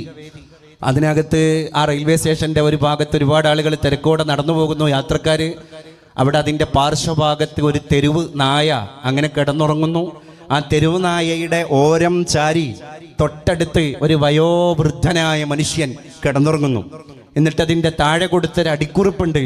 അത് സ്തോഭവും ഹൃദയജനഭേദകവുമാണ്. എന്തായിരുന്നു അടിക്കുറിപ്പ് അറിയോ? ഒന്നുമല്ല, വാർദ്ധക്യം എന്നെ ആർക്കും വേണ്ടാത്തവനാക്കി. ഈ വയോവൃദ്ധം പറയാൻ, വാർദ്ധക്യം എന്നെ ആർക്കും വേണ്ടാത്തവനാക്കി. നമുക്കുള്ള പണിയെടുക്കുന്നത് നമ്മളാണ്. അതാണ് ഞാൻ നേരത്തെ പറഞ്ഞത്, നമുക്ക് നാമേ പണിവതു നാഗം നരകവും അതുപോലെ. ഉറുദു ഭാഷയിൽ ഒരു മനോഹരമായ ഷിയർ കവിതയുണ്ട്. അതിങ്ങനെയാണ്: അമൽ സേ ജിന്ദഗി ബൻതി ഹേ, അമൽ സേ ജിന്ദഗി ബൻതി ഹേ, ജന്നത്ത് ബി ജഹന്നം ബി, വഹാ കി അപ്നി ഫിത്രത്ത് മേ न नारी है न नूरी है, अमल से जिंदगी बनती है. हमारी जिंदगी हम अपने ही अमल से बनाते हैं. परों के अमल से एक आदमी को जन्नत हरगिज नहीं पाते हैं. വേറൊരാൾ അശ്രാന്ത പരിശ്രമം നടത്തിയിട്ട് നമുക്കാർക്കും സ്വർഗസ്ഥനാവാൻ കഴിയില്ല. വേറൊരാൾ അപരാധം ചെയ്തതിൻ്റെ പേരിൽ നമ്മളാരും നരകസ്ഥനും ആവില്ല. അതാണ് അമൽ സേ ജിന്ദഗി ബൻതി ഹേ ജന്നത്ത് ബി ജഹന്നം ബി. നമുക്ക് നാമേ പണിവതു നാഗം നരകവും അതുപോലെ. അത് തന്നെയാണ് ഇതിന്റെ അർത്ഥം. നമ്മളെ അധ്വാനം, നമ്മളെ പണി, നമ്മൾ എടുക്കുന്ന അശ്രാന്ത പരിശ്രമങ്ങള്, നമ്മുടെ ഉത്തരവാദിത്തങ്ങള്, നമ്മുടെ ക്രയവിക്രയങ്ങള്, അതാണ് സ്വർഗവും നരകവും നമുക്ക് തരണം എന്ന് തീരുമാനിക്കുന്നത്. വഹാക്കി അപ്പിനി ഫിത്രത്തുമേ. നമ്മൾ ആരാണ്? നമ്മൾ മണ്ണാണ്. നമ്മൾ മണ്ണായവനാണ്. നനാരീഹേ നൂരീഹേ. നമ്മൾ നാറിന്റെയും നൂറിന്റെയും ആളല്ല. ഇവിടെ പഠിപ്പിക്കുന്നത് അത് തന്നെയാണ്. പുണ്ട്രമോ പൂണനൂൽ താനോ. കുമാരനാശാൻ ചോദിച്ചൊരു ചോദ്യമുണ്ട്. പുണ്ട്രമോ പൂണനൂൽ താനോ ശിഖാ ഷണ്ഡമോ ജന്മമതാനോ. അല്ലേ? നമ്മളെ തരം തിരിക്കുന്നത് ഒന്നുമല്ല. അതുകൊണ്ട് പണിയെടുക്കുക, നമ്മൾ അധ്വാനിക്കുക, സ്നേഹിച്ച് ജീവിക്കാൻ കഴിയുന്നിടത്തോളം കാലം നമ്മൾ സ്നേഹിച്ച് ജീവിക്കുക. ഈ അടുത്ത് സാഹിത്യത്തിനുള്ള നോബൽ സമ്മാനം കിട്ടിയത് ആർക്കാണ്? ദക്ഷിണ കൊറിയൻ എഴുത്തുകാരിയായ ഹാങ് കാങ് എന്ന് പറയുന്ന ഒരു സഹോദരിക്കാണ്. അവരൊരു യുവതിയാണ്, അല്ലെങ്കിൽ യുവത്വം വിട്ട് മധ്യവയസ്സിലേക്ക് എത്തി നോക്കുന്ന ഒരു സാഹിത്യകാരിയാണ്. അവരുടെ ദി വെജിറ്റേറിയൻ എന്ന് പറയുന്ന സമൂഹത്തിൽ നിന്ന് പാർശ്വവൽക്കരിക്കപ്പെട്ട മാറ്റി നിർത്തിയ ഒരു ജനതയുടെ നേരെ തിരിച്ചു പിടിച്ചിരുന്ന ഒരു മനോഹരമായ ടോർച്ചായിരുന്നു അവരുടെ തൂലിക. അതുകൊണ്ട് ഇരുട്ടിൽ തപ്പിത്തടയുന്ന ബിഹൈൻഡ് ദി കർട്ടൻ, തിരശീലയുടെ അപ്പുറത്ത് നരകയാതന സഹിച്ചുകൊണ്ടിരിക്കുന്ന അബ്രപാളിയിൽ പ്രത്യക്ഷപ്പെടാത്ത ഒരു ജനതയുടെ ജീവിതത്തെ തൂലിക ചലിപ്പിച്ച് ഒരു ആവിഷ്കാരം പോലെ ഹാങ് കാങ് എന്ന് പറയുന്ന ദക്ഷിണ കൊറിയയിലെ എഴുത്തുകാരി ലോകത്തിന്റെ അബ്രപാളികളിലേക്ക് ആ ഓരോ അക്ഷരങ്ങൾക്കും നിറം പകർന്ന് പ്രത്യക്ഷപ്പെടുത്തിയപ്പോ അവരെ നോബൽ പ്രൈസ് തേടി വരികയുണ്ടായി. അതിൽ മുഴുവൻ അവശത അനുഭവിക്കുന്ന ഒരു ജനവിഭാഗത്തിന്റെ ജീവിതത്തിന്റെ ഛായാചിത്രങ്ങളെയാണ് മനുഷ്യന്റെ മുമ്പിലേക്ക് വളരെ രമ്യതയോടുകൂടെ പരാവർത്തനം നടത്തുന്നത് അവര്. അപ്പൊ നമുക്ക് അതിലൊക്കെ ഒരു പരിഹാര മാർഗങ്ങളുണ്ട്. ഈ പ്രകൃതിയിൽ നിന്ന് പച്ചപ്പ് നീങ്ങിപ്പോകുന്ന ഒരു കാലമാണ്. മനുഷ്യന്റെ ചുണ്ടിൽ നിന്ന് പുഞ്ചിരി നീങ്ങിപ്പോകുന്ന ഒരു കാലമാണ്. എന്റെയും നിങ്ങളുടെയൊക്കെ കണ്ണുകളിൽ നിന്ന് പശിമ നീങ്ങിപ്പോകുന്ന ഒരു കാലമാണ്. നമ്മുടെയൊക്കെ ഇത്ര പോകുന്ന ഹൃദയത്തിൽ നിന്ന് ആർദ്രത നീങ്ങിപ്പോകുന്ന ഒരു കാലമാണ്. അങ്ങനെ നമ്മൾ ഒരു സ്റ്റാച്യു പോലെ, ഒരു മനുഷ്യന്റെ പ്രതിരൂപം പോലെ, ഒരു കല്ലിൽ കൊത്തിവെക്കപ്പെട്ട ശിലാരൂപം പോലെ നമ്മൾ അങ്ങനെ ജീവിക്കുന്നു. ചത്തതിനൊക്കുമേ ജീവിച്ചിരിക്കലും എന്ന മാത്രയിൽ നമ്മൾ അങ്ങനെ ജീവിക്കുന്നു. അവിടെയാണ് ആധ്യാത്മികതയുടെ കിരണങ്ങൾ അന്തരാളത്തിലേക്ക് ഇങ്ങനെ ഓളം പോലെ ഒഴുകിയെത്തുമ്പോ ഒരു ചിരി പ്രത്യക്ഷപ്പെടാൻ. എന്റെ അകത്ത് ഈ ദീപത്തിന്റെ ഒരു പ്രകാശം എത്തിയപ്പോഴാണ് മുഖത്ത് ഒരു പുഞ്ചിരിയാകുന്ന ദീപം ജ്വലിച്ചത്. അപ്പൊ അകത്തെ ദീപമാണ് പുറത്തെ ദീപം എന്ന് നമുക്ക് തിരിച്ചറിയാൻ സാധ്യമാകണം. ഈ അടുത്ത് ഞാൻ ഒരു 16 വയസ്സുകാരനായ ഒരു കൗമാരക്കാരന്റെ ഒരു കവിത ഫേസ്ബുക്കിലൂടെ പ്രത്യക്ഷപ്പെട്ട ഒരു കവിത വായിക്കാനിടയായി. അവൻ ഇങ്ങനെ പറയാതെ പറഞ്ഞു പോവാൻ. പള്ളിക്കാടിനടുത്താണ് എൻ്റെ വീട്. ഒരു മുസ്ലിം കുട്ടിയാണവൻ. അതുകൊണ്ട് പള്ളിക്കാട് എന്നവൻ പറഞ്ഞു. പള്ളിക്കാടിനടുത്താണ് എൻ്റെ വീട്. അപ്പൊ അവന്റെ വീട് ഒരു ഖബർസ്ഥാനിന്റെ, ശ്മശാനത്തിന്റെ, സെമിത്തേരിയുടെ ഒരു പാർശ്വഭാഗത്താണ്. ആ വീട്ടിലെ ഡൈനിങ് ഹാളിൽ നിന്ന് അവന്റെ ജാലകപ്പാളി ഒന്ന് തുറന്നു വെച്ച് കഴിഞ്ഞാൽ ഓരോ മരിച്ചു പോകുന്നവരെയും കാണാൻ അവന് കഴിയുന്നതാണ്. അതാണ് അവന്റെ കവിതയുടെ ഇതിവൃത്തം. പള്ളിക്കാടിനടുത്താണ് എൻ്റെ വീട്. ദിവസവും പല ഖബറുകൾ അവിടേക്ക് വിരുന്നു വരും. ഓരോ മരിച്ച ആളുകളെ, ഭൗതിക ശരീരങ്ങളെ ബന്ധുമിത്രാദികൾ കൊണ്ടുവരും എന്നല്ല അവൻ പ്രയോഗിച്ചത്. ഓരോ ദിവസവും അവിടേക്ക് പല ഖബറുകൾ വിരുന്നു വരും. വൃദ്ധന്റേത്, കുട്ടിയുടേത്, പുരുഷന്റേത്, സ്ത്രീയുടേത്, പണ്ഡിതന്റേത്, പാമരന്റേത്, ഉന്നതന്റേത്, അധസ്ഥിതന്റേത്, അവർണന്റേത്, സ്വവർണന്റേത്, സവർണന്റേത്. ഒടുക്കം ഒരു ദിവസം അവിടേക്ക് ഒരു ഖബർ വിരുന്നു വന്നു. ഒരു ദിവസം അവിടേക്ക് ഒരു ഖബർ വിരുന്നു വന്നു. പക്ഷേ ആ ഖബറു കാണാൻ ഞാൻ മാത്രമില്ലായിരുന്നു. അങ്ങനെയാണ് ആ കവിത അവസാനിക്കുന്നത്. ആ കവിത വായിച്ച ആൾക്ക് അറിയാതെ ബോധ്യപ്പെടുകയാണ് അന്ന് മരിച്ചത് അവനാണ്. ആര്? ഈ 16-കാരനാണ് അന്ന് മരിച്ചത്. അതാണ് അവൻ പറയാതെ പറയുന്നത്. ഞാനാണെന്ന് മരിച്ചത് എന്നാണ് ആ കുട്ടി പറയാതെ പറയുന്നത്. അവന്റെ സമപ്രായക്കാരായ സോഷ്യൽ മീഡിയയിൽ കളിക്കുന്ന സമാന ചിന്താഗതിക്കാരും സമപ്രായക്കാരുമായിരിക്കുന്ന കുട്ടികൾക്ക് ആ 16-കാരൻ നൽകിയ ഒരു ശക്തമായ ബോധമുണ്ട്. എന്താണ്? ജീവിക്കുന്ന കാലത്ത് പരസഹായിയായി ജീവിക്കുകയും മരിച്ചു കഴിഞ്ഞാലും വീണ്ടും ജീവിക്കുകയും ചെയ്യുക. അല്ലേ? ചില ആളുകൾ അങ്ങനെയാണ്, ജീവിച്ചുകൊണ്ടിരിക്കെ തന്നെ അവർ മരിച്ചു കഴിഞ്ഞിട്ടുണ്ടാകും. മറ്റു ചില ആളുകൾ നമുക്കിടയിൽ വേറെ രീതിയിലാണ്. അതെങ്ങനെയാണ്? മരിച്ചു കഴിഞ്ഞാലും അവർ നമുക്കിടയിൽ ജീവിക്കുന്നുണ്ടാകും. രണ്ട് രൂപമാണ് മനുഷ്യൻ. ജീവിച്ചുകൊണ്ടിരിക്കെ മരിക്കുന്നവരുണ്ട്, അവരെവിടെയും പ്രത്യക്ഷപ്പെടൂല. ഒരു പൊതുരംഗത്ത് അവരുണ്ടാകില്ല, ഒരു ചാരിറ്റിയിൽ അവരുണ്ടാകില്ല, ഒരു കിഡ്നി രോഗി ഡയാലിസിസ് ചെയ്യുന്ന വാർത്ത അവർ അറിഞ്ഞിട്ടുണ്ടാകില്ല, ഒരു ഭക്ഷണത്തിന്റെ കിറ്റ് കൊടുക്കുന്നിടത്ത് അവരുടെ വിയർപ്പിന്റെ ഒരു കണികയുടെ ലാഞ്ചന പോലും കുടികൊള്ളുന്നുണ്ടാകില്ല. അങ്ങനെ ജീവിക്കുമ്പോഴും മരിച്ചു കഴിഞ്ഞ ജന്മങ്ങൾ ഇവിടെയുണ്ട്. എന്നാലോ മരിച്ചു കഴിഞ്ഞിട്ടും ജീവിക്കുന്നവരുണ്ട്. രത്തൻ ടാറ്റ, അദ്ദേഹം ഒരു പാഴ്സി മതക്കാരനാണ്. പക്ഷെ അദ്ദേഹത്തിന്റെ മതത്തിന്റെ അളവുകോലിലോ അദ്ദേഹത്തിന്റെ ദർശനത്തിന്റെ പ്രത്യയശാസ്ത്ര വിശ്വാസധാരയുടെ അളവുകോലിലോ അല്ല ഇന്ന് 135 കോടിയിൽ പരം വരുന്ന ഭാരതീയനും അതിന്റെ അപ്പുറം വരുന്ന ലോകത്തെ മറ്റുള്ള മനസാക്ഷിയുള്ള മനുഷ്യരും അദ്ദേഹത്തെ വായിക്കുന്നത്. Who is Ratan Tata? ആരായിരുന്നു അദ്ദേഹം എന്ന് വായിക്കാൻ. അല്ലേ? ഇന്ത്യ രാജ്യത്തിന്റെ മുംബൈ നഗരത്തിലൂടെ നടന്നു പോകുമ്പോ ഒരു അച്ഛൻ ബൈക്ക് ഓടിക്കുന്നു, നടുവില് കൊച്ചു കിടാവിരിക്കുന്നു, പിന്നില് അദ്ദേഹത്തിന്റെ ഭാര്യ ഈ കിടാവിന്റെ അമ്മ ഇരിക്കുന്നു. വെയിലത്ത് വിയർത്തൊലിച്ചിട്ട് മുംബൈയുടെ ഒരു നഗരവീതിയിലൂടെ അവർ പോകുമ്പോ നടന്നു പോകുന്ന രത്തൻ ടാറ്റ പറയാണ് കൂടെയുള്ള ഒരാളോട്, ഈ പാഴ് സ്വപ്നങ്ങളുമായിട്ട് ജീവിക്കുന്നവർക്കും നമുക്ക് അവരുടെ സ്വപ്നങ്ങളെ ഒന്ന് നെയ്ത് കൊടുക്കണ്ടേ? അദ്ദേഹം പിന്നെ റൂമിലേക്ക് പോയിട്ട് അദ്ദേഹത്തിന്റെ എഞ്ചിനീയർ വിളിച്ചിട്ട് പറയാണ്, പാവപ്പെട്ടവന്റെ സ്വപ്ന സാക്ഷാത്കാരത്തിന് വെയിൽ കൊള്ളാത്ത മഴ കൊള്ളാത്ത ഒരു കാറ്, ഒരു കൊച്ചു വാഹനം നമുക്ക് എന്തുകൊണ്ട് യാഥാർത്ഥ്യമാക്കിക്കൂടാ? ആ സ്വപ്നത്തിൽ നിന്ന് പിറന്നതാണ് ഗിന്നസ് റെക്കോർഡിലേക്ക് കടന്നുപോയ അന്നത്തെ 1 ലക്ഷം രൂപയുടെ നാനോ കാർ എന്ന് പറയുന്നത്. അദ്ദേഹം പേരെടുക്കാൻ വേണ്ടി ചെയ്തല്ല, പിന്നെ അരുപറ്റി നിൽക്കുന്ന ജന്മങ്ങളെ കണ്ടപ്പോൾ ഉണ്ടായ ഒരു ആർദ്രതയുടെ കണികയാണ് ആ വാഹനത്തിന്റെ ഇന്ധനം എന്ന് ഞാനും നിങ്ങളും തിരിച്ചറിയണം. അങ്ങനെ എന്തൊക്കെ സ്വപ്നങ്ങൾ. അമേരിക്കയിൽ അദ്ദേഹത്തിന് റെസ്റ്റോറന്റ് ഉണ്ട്. ഒരു ദിവസം അദ്ദേഹം അമേരിക്കയിൽ പോയി തൻ്റെ സ്വന്തം പേരിലുള്ള റെസ്റ്റോറന്റിൽ ഭക്ഷണം കഴിക്കാൻ വേണ്ടി പോകുമ്പോൾ അമേരിക്കക്കാരായിരിക്കുന്ന ആ ഹോട്ടലിലെ ജീവനക്കാർക്ക് സാക്ഷാൽ മുതലാളിയാണ് ഭക്ഷണത്തിന് വേണ്ടി വന്നു കയറിയത് എന്നറിയില്ലായിരുന്നു. അപ്പൊ അദ്ദേഹത്തിന്റെ കൂടെയുള്ള സെക്രട്ടറി ഹോട്ടലിലെ ജീവനക്കാരോട് ഇത് മുതലാളിയാണ് എന്ന് പരിചയപ്പെടുത്താൻ എണീറ്റ് നിൽക്കുമ്പോൾ സാഹസപ്പെട്ട് അദ്ദേഹത്തിന്റെ കരം ഗ്രഹിച്ചിട്ട് അവിടെ തന്നെ ഇരിക്കാൻ രത്തൻ ടാറ്റ ആജ്ഞാപിക്കുകയാണ്. എന്നിട്ട് പറഞ്ഞു, ഞാൻ ഈ ഹോട്ടലിന്റെ ഉടമസ്ഥനാണെന്ന് പറയരുത്. അപ്പൊ അവർക്ക് എന്നെ വിരുന്നൂട്ടുമ്പോ മനസാക്ഷി കുത്തുണ്ടാകും. സൂക്ഷ്മതയോടുകൂടെ അവർ കാര്യങ്ങൾ ഗ്രഹിക്കുമ്പോ അവർക്ക് അതിൽ എന്തോ ഒരു അസ്വസ്ഥത ഉണ്ടാകും. വേണ്ട, നമ്മളൊക്കെ സാധാരണ മനുഷ്യരാ. തടയാണ് അദ്ദേഹം. 3 ദിവസമാണ് അദ്ദേഹം ആ ഹോട്ടലിൽ പോയിട്ട് ഭോജനം ഭുജിച്ചിട്ട് ആത്മനിർവൃതിയോടുകൂടെ തിരിച്ചു പോകുന്നത്. എല്ലാം കഴിഞ്ഞതിന് ശേഷമാണ് ജീവനക്കാർക്ക് ഇത് ബോധ്യപ്പെടുന്നത്.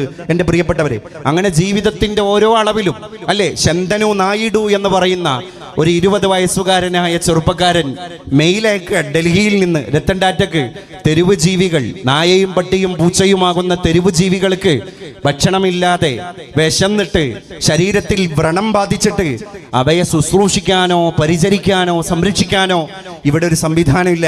അതുകൊണ്ട് എനിക്കതൊന്ന് തുടക്കം കുറിക്കണം എന്ന് താല്പര്യമുണ്ട് എന്ന് 20 വയസ്സുള്ള ഒരു ശന്തനു നായിഡു മെയിൽ അയക്കുമ്പോൾ ആ മെയിൽ സ്വീകരിച്ച രത്തൻ ടാറ്റ അടുത്ത ദിവസം ശന്തനു നായിഡുവിനോട് മുംബൈയിലെത്താൻ ആജ്ഞാപിക്കുകയാണ്, ആവശ്യപ്പെടുകയാണ്. ആ കുട്ടി എത്തുന്നു. എത്തിയ മുറക്ക് അവന്റെ കാര്യങ്ങൾ അദ്ദേഹം സശ്രദ്ധം ഗ്രഹിക്കുന്നു. അത് ഗ്രാഹ്യമാണ്, അത് ഗ്രഹിക്കേണ്ടതാണ് എന്ന് ബോധ്യപ്പെടുമ്പോൾ അവനെ സ്വന്തം പേഴ്സണൽ സ്റ്റാഫുകളുടെ കൂട്ടത്തിലേക്ക് അദ്ദേഹം ആസനസ്ഥനാക്കുന്നു, ആരൂഢനാക്കുന്നു. ഇന്ന് 30 വയസ്സാണ് ശന്തനു നായിഡുവിന്. അവന്റെ ഓരോ റീൽസും ഞാൻ യൂട്യൂബിലൂടെ അങ്ങനെ ശ്രദ്ധിച്ചപ്പോൾ എല്ലാം കണ്ടന്റുള്ള വർത്തമാനങ്ങളാണ്. എല്ലാം അങ്ങനെയാണ്, കരുതലുള്ള വർത്തമാനങ്ങളാണ്. ഒരു മനുഷ്യന്റെ അരുപറ്റി നിന്നപ്പോൾ കിട്ടിയതാണ്. അതേ അങ്ങനെ മരിച്ചു പോവാൻ. സ്വന്തം സമ്പത്തിന്റെ 60% പാർശ്വവൽക്കരിക്കപ്പെട്ട ദരിദ്ര നാരായണന്മാർക്ക് വേണ്ടി മരിക്കുന്നതിന്റെ മുൻപ് തന്നെ വിൽപത്രത്തിൽ എഴുതി വെച്ചിട്ട് നക്ഷത്രങ്ങളെ പ്രണയിച്ച് മഴയെ കിനാവ് കണ്ടിട്ട് മൗനിയായിട്ട് മന്ദസ്മിതം തൂകി നടന്നുപോയൊരു മനുഷ്യൻ മരിച്ചിട്ടുണ്ട്. പക്ഷെ അദ്ദേഹം ഇന്നും എൻ്റെ ഈ വാക്കിലൂടെ ഈ സദസ്സിൽ ജീവിച്ചുകൊണ്ടിരിക്കുകയാണ്. അങ്ങനെ പരശതം വാക്കുകളിലൂടെ പരസഹസ്രം സദസ്സുകളിൽ അദ്ദേഹം ഇപ്പോഴും ചിരഞ്ജീവിയായിക്കൊണ്ടിരിക്കുകയാണ്. എന്തുകൊണ്ട്? മനുഷ്യന്റെ കർമ്മങ്ങളാണ്. അതാണ് ഞാൻ നേരത്തെ പറഞ്ഞ ഉറുദു കവിതയുടെ സാരം. അമൽ സേ ജിന്ദഗി ബൻതി ഹേ. നമ്മുടെ കർമ്മങ്ങളാണ് നമ്മുടെ ജീവിതത്തെ ജീവിതമാക്കുന്നത്.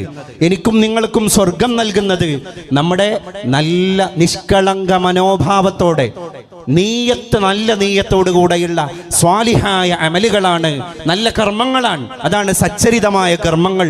അറബി ഭാഷയിൽ പറയുന്ന വാക്കിന്റെ അർത്ഥം അതാണ്, സച്ചരിതമായ കർമ്മങ്ങൾ. അപ്പൊ സമ്പത്തിനെ അങ്ങനെയും വിനിമയം ചെയ്യാമെന്ന് മുംബൈയുടെ നടുത്തട്ടിൽ നിന്ന് ഒരു മനുഷ്യൻ നമ്മളെ ബോധ്യപ്പെടുത്തുകയാണ്. എന്നാൽ അതേ മുംബൈയിലാണ് കുറച്ച് മാസങ്ങൾക്ക് മുൻപ് ഏഷ്യയിലെ തന്നെ ഏറ്റവും വലിയ വീടിന്റെ ഉടമയായ മുകേഷ് അംബാനി തന്റെ മകനായ ആനന്ദിന്റെയും രാധിക മർച്ചന്റിന്റെയും കല്യാണം നടത്തിയത് അല്ലേ? 200 പ്രൈവറ്റ് ജെറ്റ് വിമാനങ്ങളാണ് സ്വന്തം മകന്റെ കല്യാണത്തിന് വേണ്ടി ഒരു മുതലാളി വാടകക്കെടുത്തത്. 200 ജെറ്റ് വിമാനങ്ങൾ വാടകക്കെടുക്കണമെങ്കിൽ നമ്മളൊന്ന് ചിന്തിച്ചു നോക്ക്. എന്നിട്ട് അവരുടെ തറവാട് കുടുംബ നാടായിരിക്കുന്ന ഗുജറാത്തിലെ ജാംനഗറിൽ വെച്ച് ഒരു പ്രീ വെഡിങ് മാരിറ്റൽ ഫംഗ്ഷൻ നടക്കുക. അതിന് 1200 കോടി രൂപ ചെലവായത്. അത് കഴിഞ്ഞിട്ട് പിന്നെ മുംബൈയിലേക്ക് തിരിച്ചു വരാൻ മുംബൈയിലെ ബാന്ദ്രയിലെ കുർളയിലെ ജിയോ വേൾഡ് സെന്ററിൽ വെച്ച് നടന്നിട്ട് വലിയൊരു കല്യാണത്തിന്റെ പ്രീ വെഡിങ് മഹാമഹം നടക്കുക. ആരാ അതിലേക്ക് പാട്ടുപാടാൻ വരുന്നത്? ലോക പോപ്പ് സംഗീതജ്ഞയായ റിഹാനയാണ്. റിഹാന 40 മിനിറ്റ് പാട്ടുപാടിയതിന് 46 കോടി രൂപയാണ് വാങ്ങിക്കൊണ്ടുപോയത്. അത് കഴിഞ്ഞിട്ട് പിന്നെ ഇറ്റലിയിലേക്ക് പോവാൻ, ഇറ്റലിയിൽ പറക്കുന്ന ഒരു പാരഡൈസ് പോലെയുള്ള ഒരു കപ്പലുണ്ട്. ആ മനോഹരമായ കപ്പലിന്റെ അടുത്ത പരിപാടി നടക്കാൻ കാറ്റി പെറിയാണ് കടന്നു വരുന്നത്. ആരാ കാറ്റി പെറി? എൻ്റെ പ്രിയപ്പെട്ടവരെ, ചർച്ചുകളിൽ നിന്ന് ഗാനം തുടങ്ങിയിട്ട് ഇന്ന് ലോകത്ത് കോടികൾ വില പറയുന്ന സംഗീതജ്ഞയാണ്, അമേരിക്കക്കാരിയാണ് കാറ്റി പെറി. കാറ്റി പെറിക്ക് 48 കോടി രൂപയാണ് കൊടുത്തത്. ആ പരിപാടിയെല്ലാം കഴിഞ്ഞ് പിന്നെ മുംബൈയിലേക്ക് വരികയാണ്. ജിയോ വേൾഡ് സെന്ററിൽ വെച്ചിട്ട് സംഗീത ഉത്സവ് എന്ന് പറയുന്ന ഒരു പരിപാടി വേറെ നടക്കുകയാണ്. ആരാ വന്നത്? ജസ്റ്റിൻ ബീബർ എന്ന് പറയുന്ന ലോകത്തെ യുവത്വത്തിന്റെ സിരകളിലൂടെ ത്രസിച്ചു കൊണ്ടിരിക്കുന്ന ആവേശം, അവനാ വന്നത്. എന്താ ജസ്റ്റിൻ ബീബർ 42 മിനിറ്റ് പാട്ടുപാടിയതിന് ജസ്റ്റിൻ ബീബറിന്റെ അക്കൗണ്ടിലേക്ക് അംബാനിക്ക് കൊടുക്കേണ്ടി വന്നത് 87 കോടി രൂപയാണ്. എൻ്റെ പ്രിയപ്പെട്ടവരെ, അത് കഴിഞ്ഞ് പിന്നെന്താ ഉണ്ടാകുന്നത്? പിന്നെ മംഗൾ ഉത്സവാണ്. മംഗൾ ഉത്സവ് അല്ലേ? അമീർ ഖാനും പിന്നെ സൽമാൻ ഖാനും ഷാറൂഖ് ഖാൻ അടക്കമുള്ള ലോകത്തെ ബോളിവുഡിലെ താരരാജാക്കന്മാർ പങ്കെടുക്കുന്നു. ഒരാൾക്ക് 20 കോടി രൂപയുടെ വാച്ചാണ് അംബാനി കൊടുക്കുന്നത്, അല്ലെങ്കിൽ ആ കുടുംബം കൊടുക്കുന്നത്. ഞാൻ ഇങ്ങനെ ആലോചിച്ചു പോയി, രാജ്യത്ത് ജീവിക്കുന്ന പരശതം വരുന്ന ദരിദ്ര നാരായണന്റെ വറച്ചട്ടിയിലേക്ക് ഈ നയാ പൈസയുടെ തുട്ട് നാണയങ്ങളുടെ ഒരു അംശം എത്തുന്നില്ല.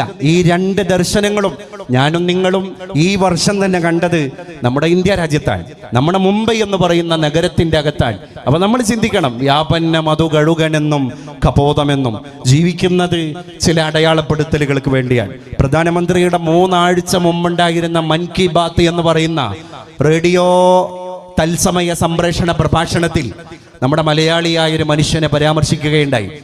എൻ്റെ അയൽ ജില്ലക്കാരനായ കോഴിക്കോട്ട് ഒളവണ്ണ സ്വദേശിയായ സുബ്രഹ്മണ്യൻ എന്ന് പറയുന്ന ഒരു മനുഷ്യനെയാണ് ഇന്ത്യ രാജ്യത്തിന്റെ പ്രധാനമന്ത്രി തന്റെ മൻ കി ബാത്തിൽ പരാമർശിച്ചത്. 70 വയസ്സുള്ള സുബ്രഹ്മണ്യൻ എന്ന് പറയുന്ന കോഴിക്കോട്ടെ ഒളവണ്ണ സ്വദേശിയായ മനുഷ്യൻ. എന്താ അദ്ദേഹം പരാമൃഷ്ടനാവാൻ കാരണമെന്ന് അദ്ദേഹത്തിന്റെ നാട്ടുകാരായ സംസ്ഥാനക്കാരായ ഞാനും നിങ്ങളും ആലോചിക്കുന്നതും അന്വേഷിക്കുന്നതും ആ വിഷയകമായിട്ടുള്ള ഗവേഷണം നടത്തുന്നതും അങ്ങനെ ഒരു തത്സമയ സംപ്രേഷണ സമ്പ്രദായം പ്രത്യക്ഷപ്പെട്ട് അതിലൂടെ അദ്ദേഹത്തിന്റെ പേര് മുഴങ്ങി കേട്ടപ്പോഴാണ്. അപ്പൊ എന്തായിരുന്നു അദ്ദേഹത്തിന്റെ ജീവിതത്തിന്റെ ചരിത്രം? കോഴിക്കോട് ജില്ലയിലും പരിസര പ്രദേശങ്ങളിലും മനുഷ്യൻ ഉപയോഗിച്ച് ടോട്ടൽ ലോസ് ആയിട്ട് കട്ടപ്പുറത്തേക്ക് വലിച്ചെറിഞ്ഞ മരക്കട്ടലുകൾ, കസേരകളൊക്കെ തന്നെ അദ്ദേഹം വീണ്ടും കൊണ്ടുവന്നിട്ട് റീസൈക്കിൾ ചെയ്ത് അതിൻ്റെ ഊടും പാവും ഒക്കെ നെയ്തെടുത്തിട്ട് അത് പോളിഷ് ചെയ്ത് അത് ഉപയോഗശൂന്യമായ വസ്തുക്കളെ വീണ്ടും ഉപയോഗപ്രദമാക്കി മാറ്റി.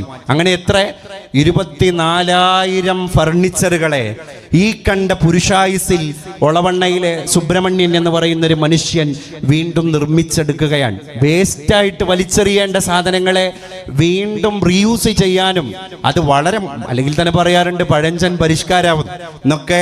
വലിയ വലിയ കുടിയിരിക്കുന്ന ഹൗസ് വാമിങ് ചടങ്ങുകൾ നടക്കുന്ന മണിമന്ദിരങ്ങളെ പോലെ തോന്നിക്കുന്ന അലങ്കൃതങ്ങളായിരിക്കുന്ന പുതിയ ഭവനങ്ങളുടെ സിറ്റ് ഔട്ടുകളിലൊക്കെ തന്നെ സ്ഥാനം പിടിച്ച മനോഹരമായിരിക്കുന്ന സിംഹാസനങ്ങളെ പോലെ തോന്നിക്കുന്ന കസേരകൾ, ഇരിപ്പിടങ്ങളൊക്കെ പഴയ ആകൃതിയിലാണ്, പഴയ പകിട്ടിലാണ്, പ്രാചീന ശൈലിയിലാണ്. അതുകൊണ്ടാണ് പഴഞ്ചൻ പരിഷ്കാരം എന്ന് പറയുന്നത്.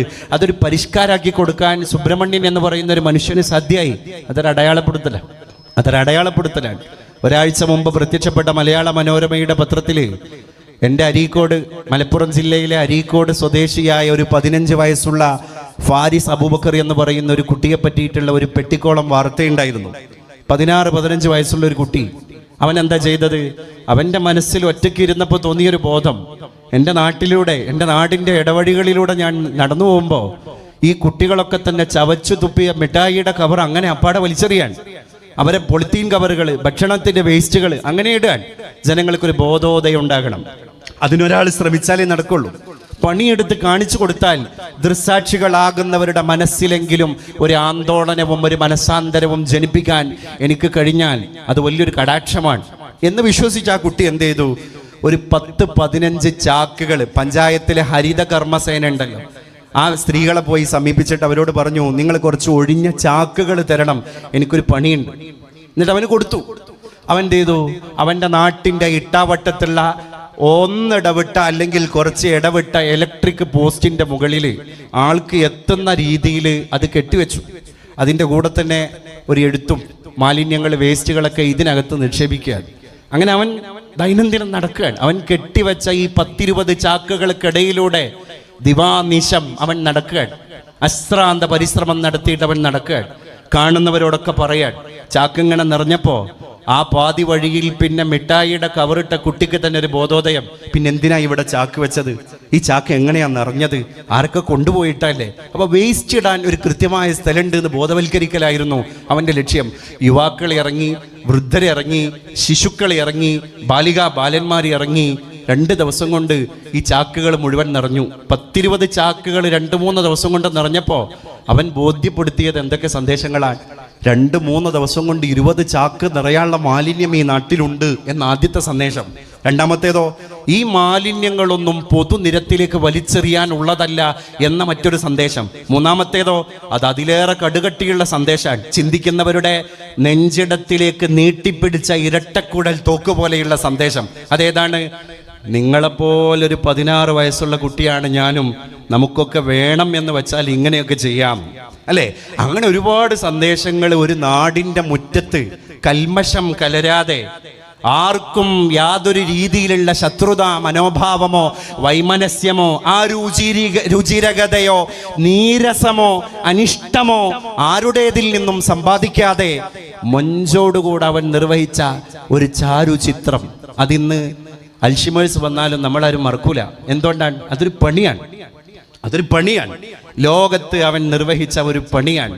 അങ്ങനെ ഗൃഹാതുരമായ ഓർമ്മകളെയൊക്കെ തന്നെ പൊടി തട്ടി കൊണ്ടുവന്ന് നമ്മൾ ജീവിക്കുന്ന കാലത്തോളം മറ്റുള്ളവരെ കൂടി ജീവിക്കാൻ പ്രേരിപ്പിച്ചു മരിച്ചു കഴിഞ്ഞാലും അവരിലൂടെ നമ്മൾ ഇവിടെ ഇങ്ങനെ ജീവിച്ചുകൊണ്ടിരിക്കും. ഇല്ലെങ്കിലോ നമ്മൾ ജീവിക്കുമ്പോഴും നമ്മൾ മരിച്ചുകൊണ്ടിരിക്കും. ഇതിൽ രണ്ടിലും അർത്ഥതലങ്ങൾ വളരെ വ്യതിരിക്തമാണ് എന്നർത്ഥം. ഞാനിത് ഇങ്ങനെ പറയാൻ കാരണം, ഇതൊരാണയിട്ട വർത്തമാനമാകണം എന്ന നിഷ്കർഷത നിങ്ങളുടെ മുമ്പിൽ ഈ സംഭാഷണം നടത്തിക്കൊണ്ടിരിക്കുന്ന എൻ്റെ സത്വബോധം എന്നെ നിർബന്ധിപ്പിക്കുന്നതുകൊണ്ടാണ്, എന്നെ പ്രേരിപ്പിക്കുന്നതുകൊണ്ടാണ്, മറ്റൊന്നുകൊണ്ടല്ല. നമ്മളൊക്കെ അടുത്ത തലമുറയ്ക്ക് ഈ ലോകത്തെ കൈമാറ്റം നടത്തേണ്ടവരാണ്. മുതലാളി എന്നാ നമ്മൾ പറയാം. ഒരു മുതൽ കയ്യിലുണ്ടെങ്കിൽ മുതലാളി, അല്ലേ? ഉടമസ്ഥൻ എന്നല്ല. എന്താ അതിൻ്റെ അർത്ഥം? കൈയാളുന്നവൻ. അടുത്ത തലമുറ ഇത് കൈയാളാൻ കാത്തിരിക്കുകയാണ്. നിങ്ങളുടെ കണ്ടനാളത്തിൽ നിന്ന് ആത്മാവൊന്ന് നഷ്ടപ്പെട്ടു പോയാൽ, മൃതി നിങ്ങൾക്ക് സംഭവിച്ചാൽ, പിന്നെ നിങ്ങളുടെ ദേഹത്തിൻ്റെ പേര് മൃതം സംഭവിച്ച ദേഹമാണ്. അതാണ് മൃതദേഹം. അതുവരെ ഉണ്ടാവുള്ളൂ. അത് കഴിഞ്ഞാൽ നമ്മളിത് കഴിഞ്ഞു. പിന്നെ അടുത്ത മുതലിനെ കൈയാളുന്ന മുതലാളി ആരാണ്? അടുത്ത തലമുറയാണ്. അങ്ങനെ എത്ര തലമുറകൾ കഴിഞ്ഞിട്ടാണ് ഞാനും നിങ്ങളും ഈ മഞ്ജുള മനോഹരമായ പന്തലിൻ്റെ ചുവട്ടിൽ വന്നിരിക്കുന്നത്. നാളെയും ഇവിടെ ഈ കസേരകൾ നിരത്തപ്പെടും. പക്ഷേ അന്ന് നമ്മൾ എവിടെയോ ശ്മശാനങ്ങളിൽ പോയി അന്തി ഉറങ്ങും, അല്ലേ? ആ ഉറക്കത്തിൽ നമ്മൾ അടുത്ത തലമുറ ഈ കസേരകളിൽ വന്നിട്ട് ഇങ്ങനെ ചമ്രം പടിഞ്ഞ് മനോഹരമായിട്ടിരുന്ന് അടുത്ത തലമുറയിലെ അടുത്ത പ്രഭാഷകന്മാർക്ക് ഇങ്ങനെ ശ്രവണപുടങ്ങളെ തുറന്നു വെച്ച് കൊടുക്കുമ്പോൾ അന്നത്തെ സ്മാരകശിലകൾ, അന്നത്തെ സ്മര്യ കഥാപാത്രങ്ങളായിട്ട് ഇന്ന് ഇരിക്കുന്ന നമ്മളൊക്കെ ആവണം. അതാണ് എങ്ങനെയെങ്കിലും ജീവിക്കാന്നല്ലതാ. പുതിയ തലമുറയുടെ മോട്ടോ എന്താണ്? Enjoy the life. അടിച്ചു പൊളിക്കൂ. അച്ഛനെ നോക്കണ്ട, അമ്മയെ നോക്കണ്ട, ബാപ്പാനെ നോക്കണ്ട, ഉമ്മാനെ നോക്കണ്ട, അടിച്ചു പൊളിക്കൂ, അല്ലേ? പുനലൂരിൽ ഗാന്ധി ഭവൻ എന്ന് പറഞ്ഞിട്ട് ഒരു സ്ഥലമുണ്ട്. ഞാനിപ്പോൾ അടുത്ത് പോയി ഗാന്ധി ഭവൻ സന്ദർശിച്ചു. എത്ര അച്ഛനമ്മമാർ, എത്ര ഉപ്പ ഉമ്മമാർ, ആയിരക്കണക്കിന് അന്തേവാസികൾ. ഇങ്ങനെ നോക്കുമ്പോൾ പുതിയ വൃദ്ധസദനങ്ങളിലേക്കൊക്കെ കയറിപ്പോകുന്ന മാതാപിതാക്കളുടെ എണ്ണം വർദ്ധിക്കുമ്പോൾ അതിൽ മിക്ക ആളുകളും ചിന്തിക്കുന്നത് മക്കൾ കൊണ്ടുപോയി ആക്കിയിട്ട് വൃദ്ധസദനങ്ങളിൽ എത്തുന്നവരല്ല ഇനി നമ്മൾ പുതിയ വൃദ്ധസദനങ്ങളിലെ അന്തേവാസികളായിട്ട് കാണാൻ പോകുന്ന ജന്മങ്ങൾ. പിന്നെ മക്കൾക്ക് ഇനി ഞാൻ ഭാരമാകും എന്ന് ഭയപ്പെട്ടിട്ട് സ്വമേധയാ ഇറങ്ങിപ്പോകുന്ന 60 പിന്നിട്ട മാതാപിതാക്കളെ പുതിയ യുഗത്തിൽ ഇനി നമുക്ക് കാണാൻ കഴിയും. കാരണം പുതിയ ലോകം അങ്ങനെയാണ്. MDMA ഇപ്പതാ കരുനാഗപ്പള്ളിയുടെ അടുത്ത് കുഞ്ഞുമോൾ എന്ന് പറയുന്ന അർബുദ രോഗിയായ ഒരു സഹോദരിയുടെ ശരീരത്തിലൂടെ അമ്പ് ചാടിച്ച് കയറ്റും പോലെയാണ് വാഹനം ചാടിച്ച് കയറ്റിയത്. പിടികൂടി വളയം പിടിച്ചത് അജ്മലാണ്. അജ്മലിന്റെ കൂടെ ഉണ്ടായിരുന്നത് ഡോക്ടർ ശ്രീകുട്ടിയാണ്. അജ്മൽ ഒരു സാധാരണക്കാരൻ. ഡോക്ടർ ശ്രീകുട്ടി നാട്ടിലെ പേരു കേട്ട ഗൈനക്കോളജി വിദഗ്ധ. അതാ ഞാൻ പറഞ്ഞത്, വ്യാപന്ന മധു കഴുകനെന്നും കബോധമെന്നും. ഇന്ന് ഓൺലൈൻ വ്യാപാരങ്ങളുടെ വ്യാപന്നം ഇര, അത് കഴുകനും കബോധമും ഒരുപോലെയാണ്. ഉന്നതൻ എന്നോ താഴ്ന്നവൻ എന്നോ, വലിയ വിദ്യാഭ്യാസമുള്ളവൻ അല്ലെങ്കിൽ പാമരൻ എന്ന് പറഞ്ഞാൽ വിദ്യ തൊട്ട് തീണ്ടാൻ ഭാഗ്യസിദ്ധി ഇല്ലാതെ പോയവൻ, അങ്ങനെയൊന്നുള്ള കണക്ക് പുതിയ ലോകത്തില്ല. എല്ലാവർക്കും എല്ലാത്തിലേക്കും ആക്സസ് ഉള്ള ഒരു ലോകത്താണ് നമ്മളുള്ളത്. പഴയകാലത്ത് ബ്രാൻഡ് ഷർട്ടുകൾ ഇരുത്തം വന്ന സവർണ മുതലാളിമാർക്ക് മാത്രം ധരിക്കാൻ പറ്റുള്ളായിരുന്നു. ഇന്നങ്ങനെയല്ല. ഏത് ചെറുപ്പക്കാരനും ഏത് സുപ്രഭാതത്തിലും പോയി സാധനം വാങ്ങാം, തിരിച്ചു വരാം, അതിൻ്റെ റീൽസ് ഇടാം, അത് ലോകത്തൊരു പ്രകടനപരതയാക്കി മാറ്റാം. അങ്ങനെ പുതിയ തലമുറ ഇത് കണ്ടും കേട്ടും വിശ്വസിച്ചു അല്ലേ? എന്ത്? നമുക്കെല്ലാത്തിലേക്കും ആക്സസ് ഉണ്ട്. പണ്ട് റുബായിയാത്ത്, പേർഷ്യൻ കവിയാണ് ഉമർ ഖയ്യാമിന്റെ റുബായിയാത്ത് എല്ലാ ഭാഷക്കാർക്കിടയിലും പ്രഖ്യാതമായ കവിതയാണ് ഉമർ ഖയ്യാമിന്റെ റുബായിയാത്ത്. അത് ഇംഗ്ലീഷിലേക്ക് 1800കളിൽ പ്രത്യക്ഷപ്പെട്ട അന്നത്തെ ആംഗലേയ ഭാഷയിലേക്ക് മൊഴിമാറ്റം ചെയ്യപ്പെട്ടിട്ടുണ്ട്. അതിങ്ങനെയാണ്, അദ്ദേഹം പറയാൻ, എ ബുക്ക് ഓഫ് വേഴ്സസ്. കവി പറയാൻ, കവിയുടെ ആഗ്രഹം, എ ബുക്ക് ഓഫ് വേഴ്സസ്, കവിത എഴുതിയ കുറച്ച് പുസ്തകങ്ങൾ. അണ്ടർനീത്ത് ദി ബൗ, ഞാൻ വ്യാപിച്ചു കിടക്കുന്ന ഒരു മരച്ചില്ലയുടെ താഴെ ഇങ്ങനെ ഇരിക്കണം. എ ജഗ് ഓഫ് വൈൻ, എനിക്കൊരു ഗ്ലാസ് അല്ലെങ്കിൽ ഒരു ജഗ് വീഞ്ഞ് കിട്ടണം, ചാരായം കിട്ടണം, മദ്യം കിട്ടണം. എ ലോഫ് ഓഫ് ബ്രെഡ്, കടിച്ചു കൂട്ടാൻ ഒരു ബ്രെഡിന്റെ ശകലവും ഒരു ബണ്ണിന്റെ കഷ്ണവും എനിക്ക് കിട്ടണം. And thou beside me singing in the wilderness. Thou, THOU, പഴയകാലത്ത് 1800കളിലെ എലിസബത്തൻ ഇറയിലെ ഇംഗ്ലീഷ്. ദൗ എന്ന് പറഞ്ഞാൽ യു, കാമുകിയായ പെണ്ണെ നീയും.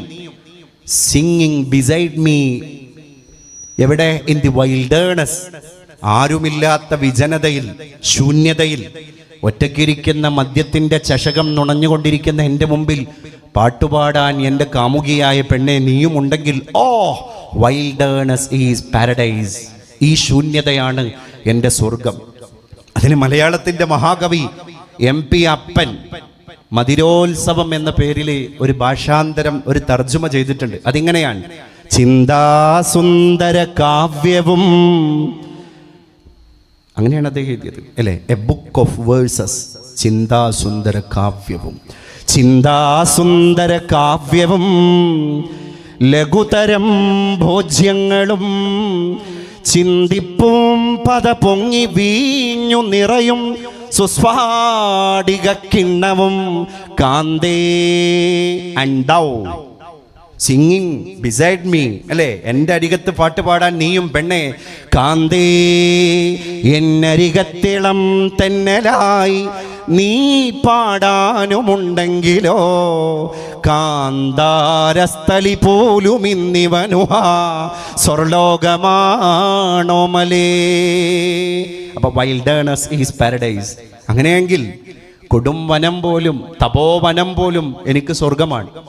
എന്തൊക്കെ വേണം?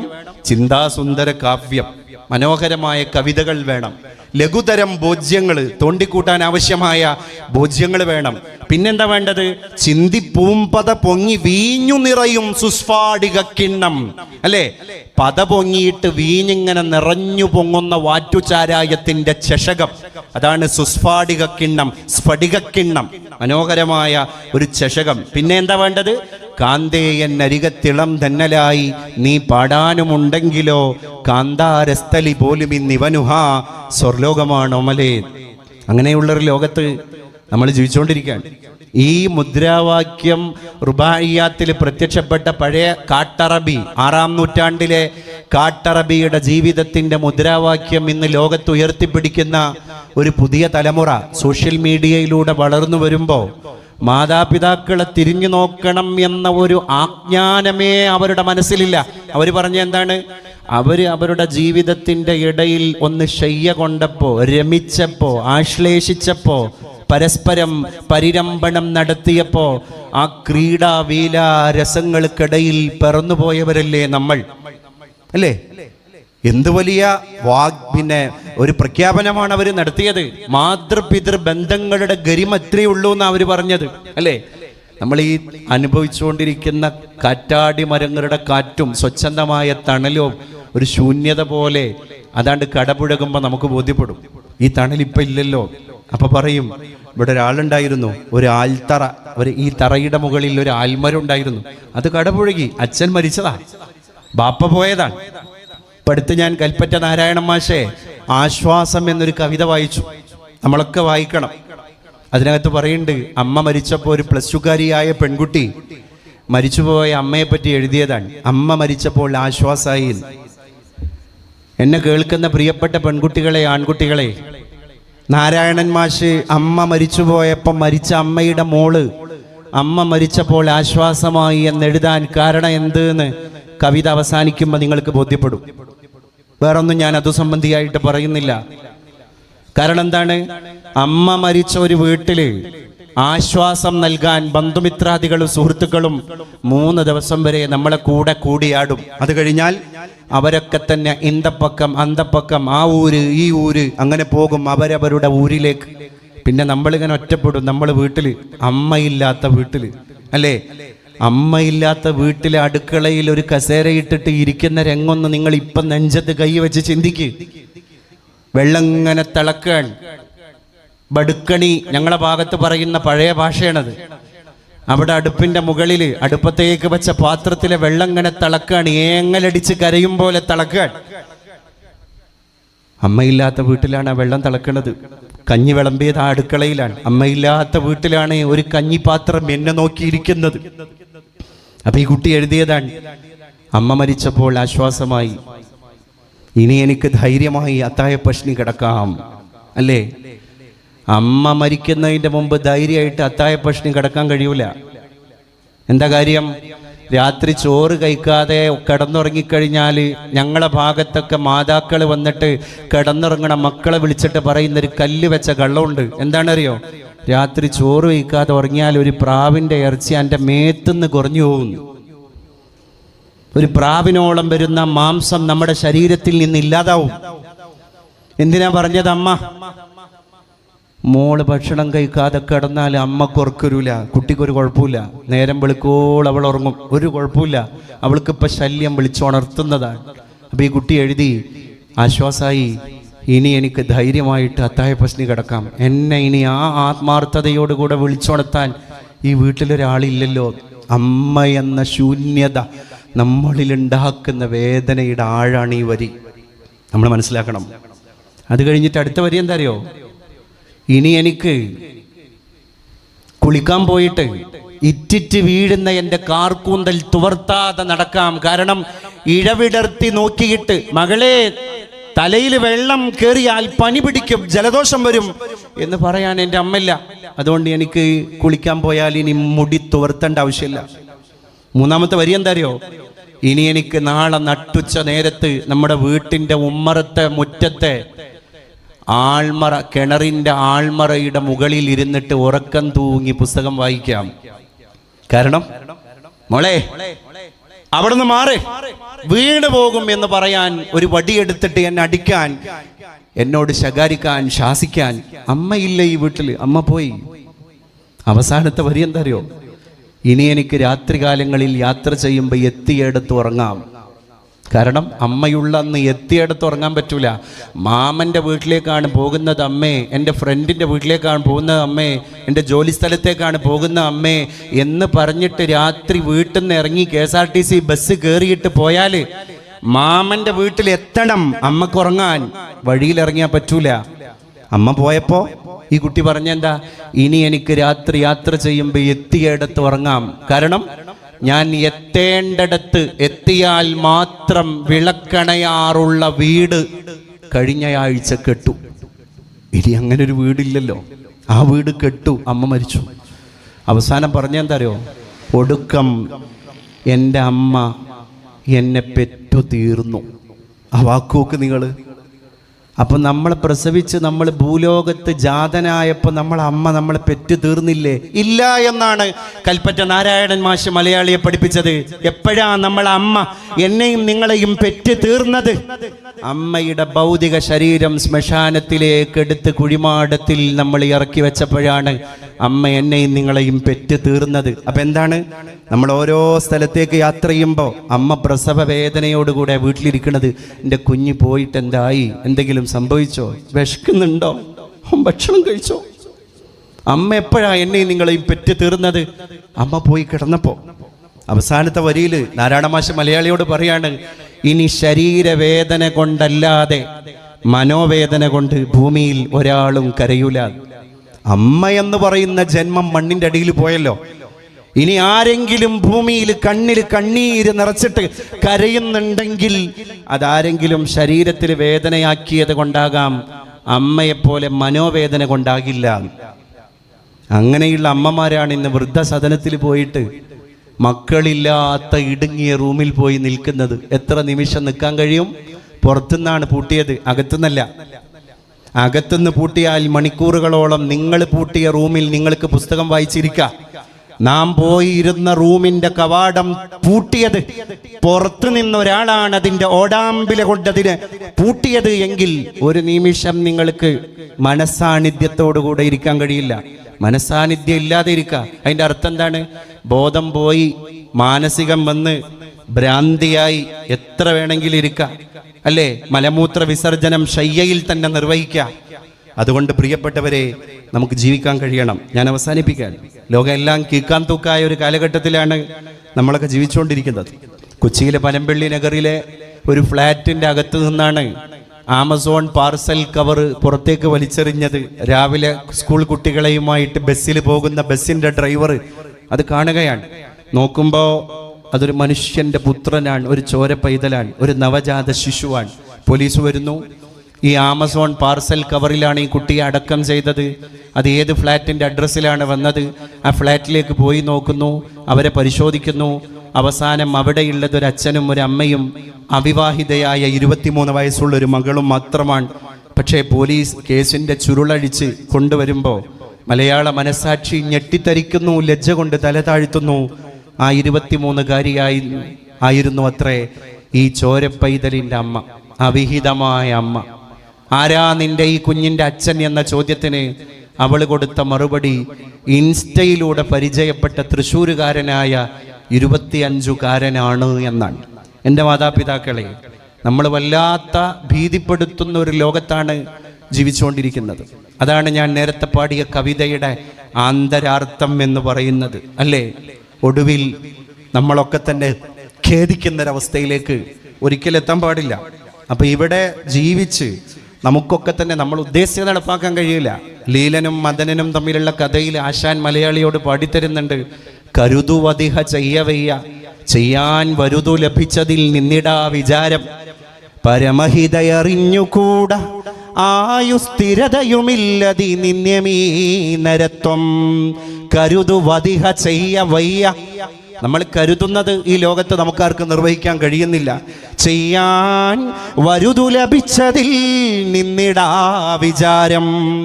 ചെയ്യാൻ വേണ്ടിയിട്ട് നമുക്ക് ഏതെങ്കിലും അവസരം കിട്ടിക്കഴിഞ്ഞാലോ അതിന് മനസ്സും ഉണ്ടാവില്ല.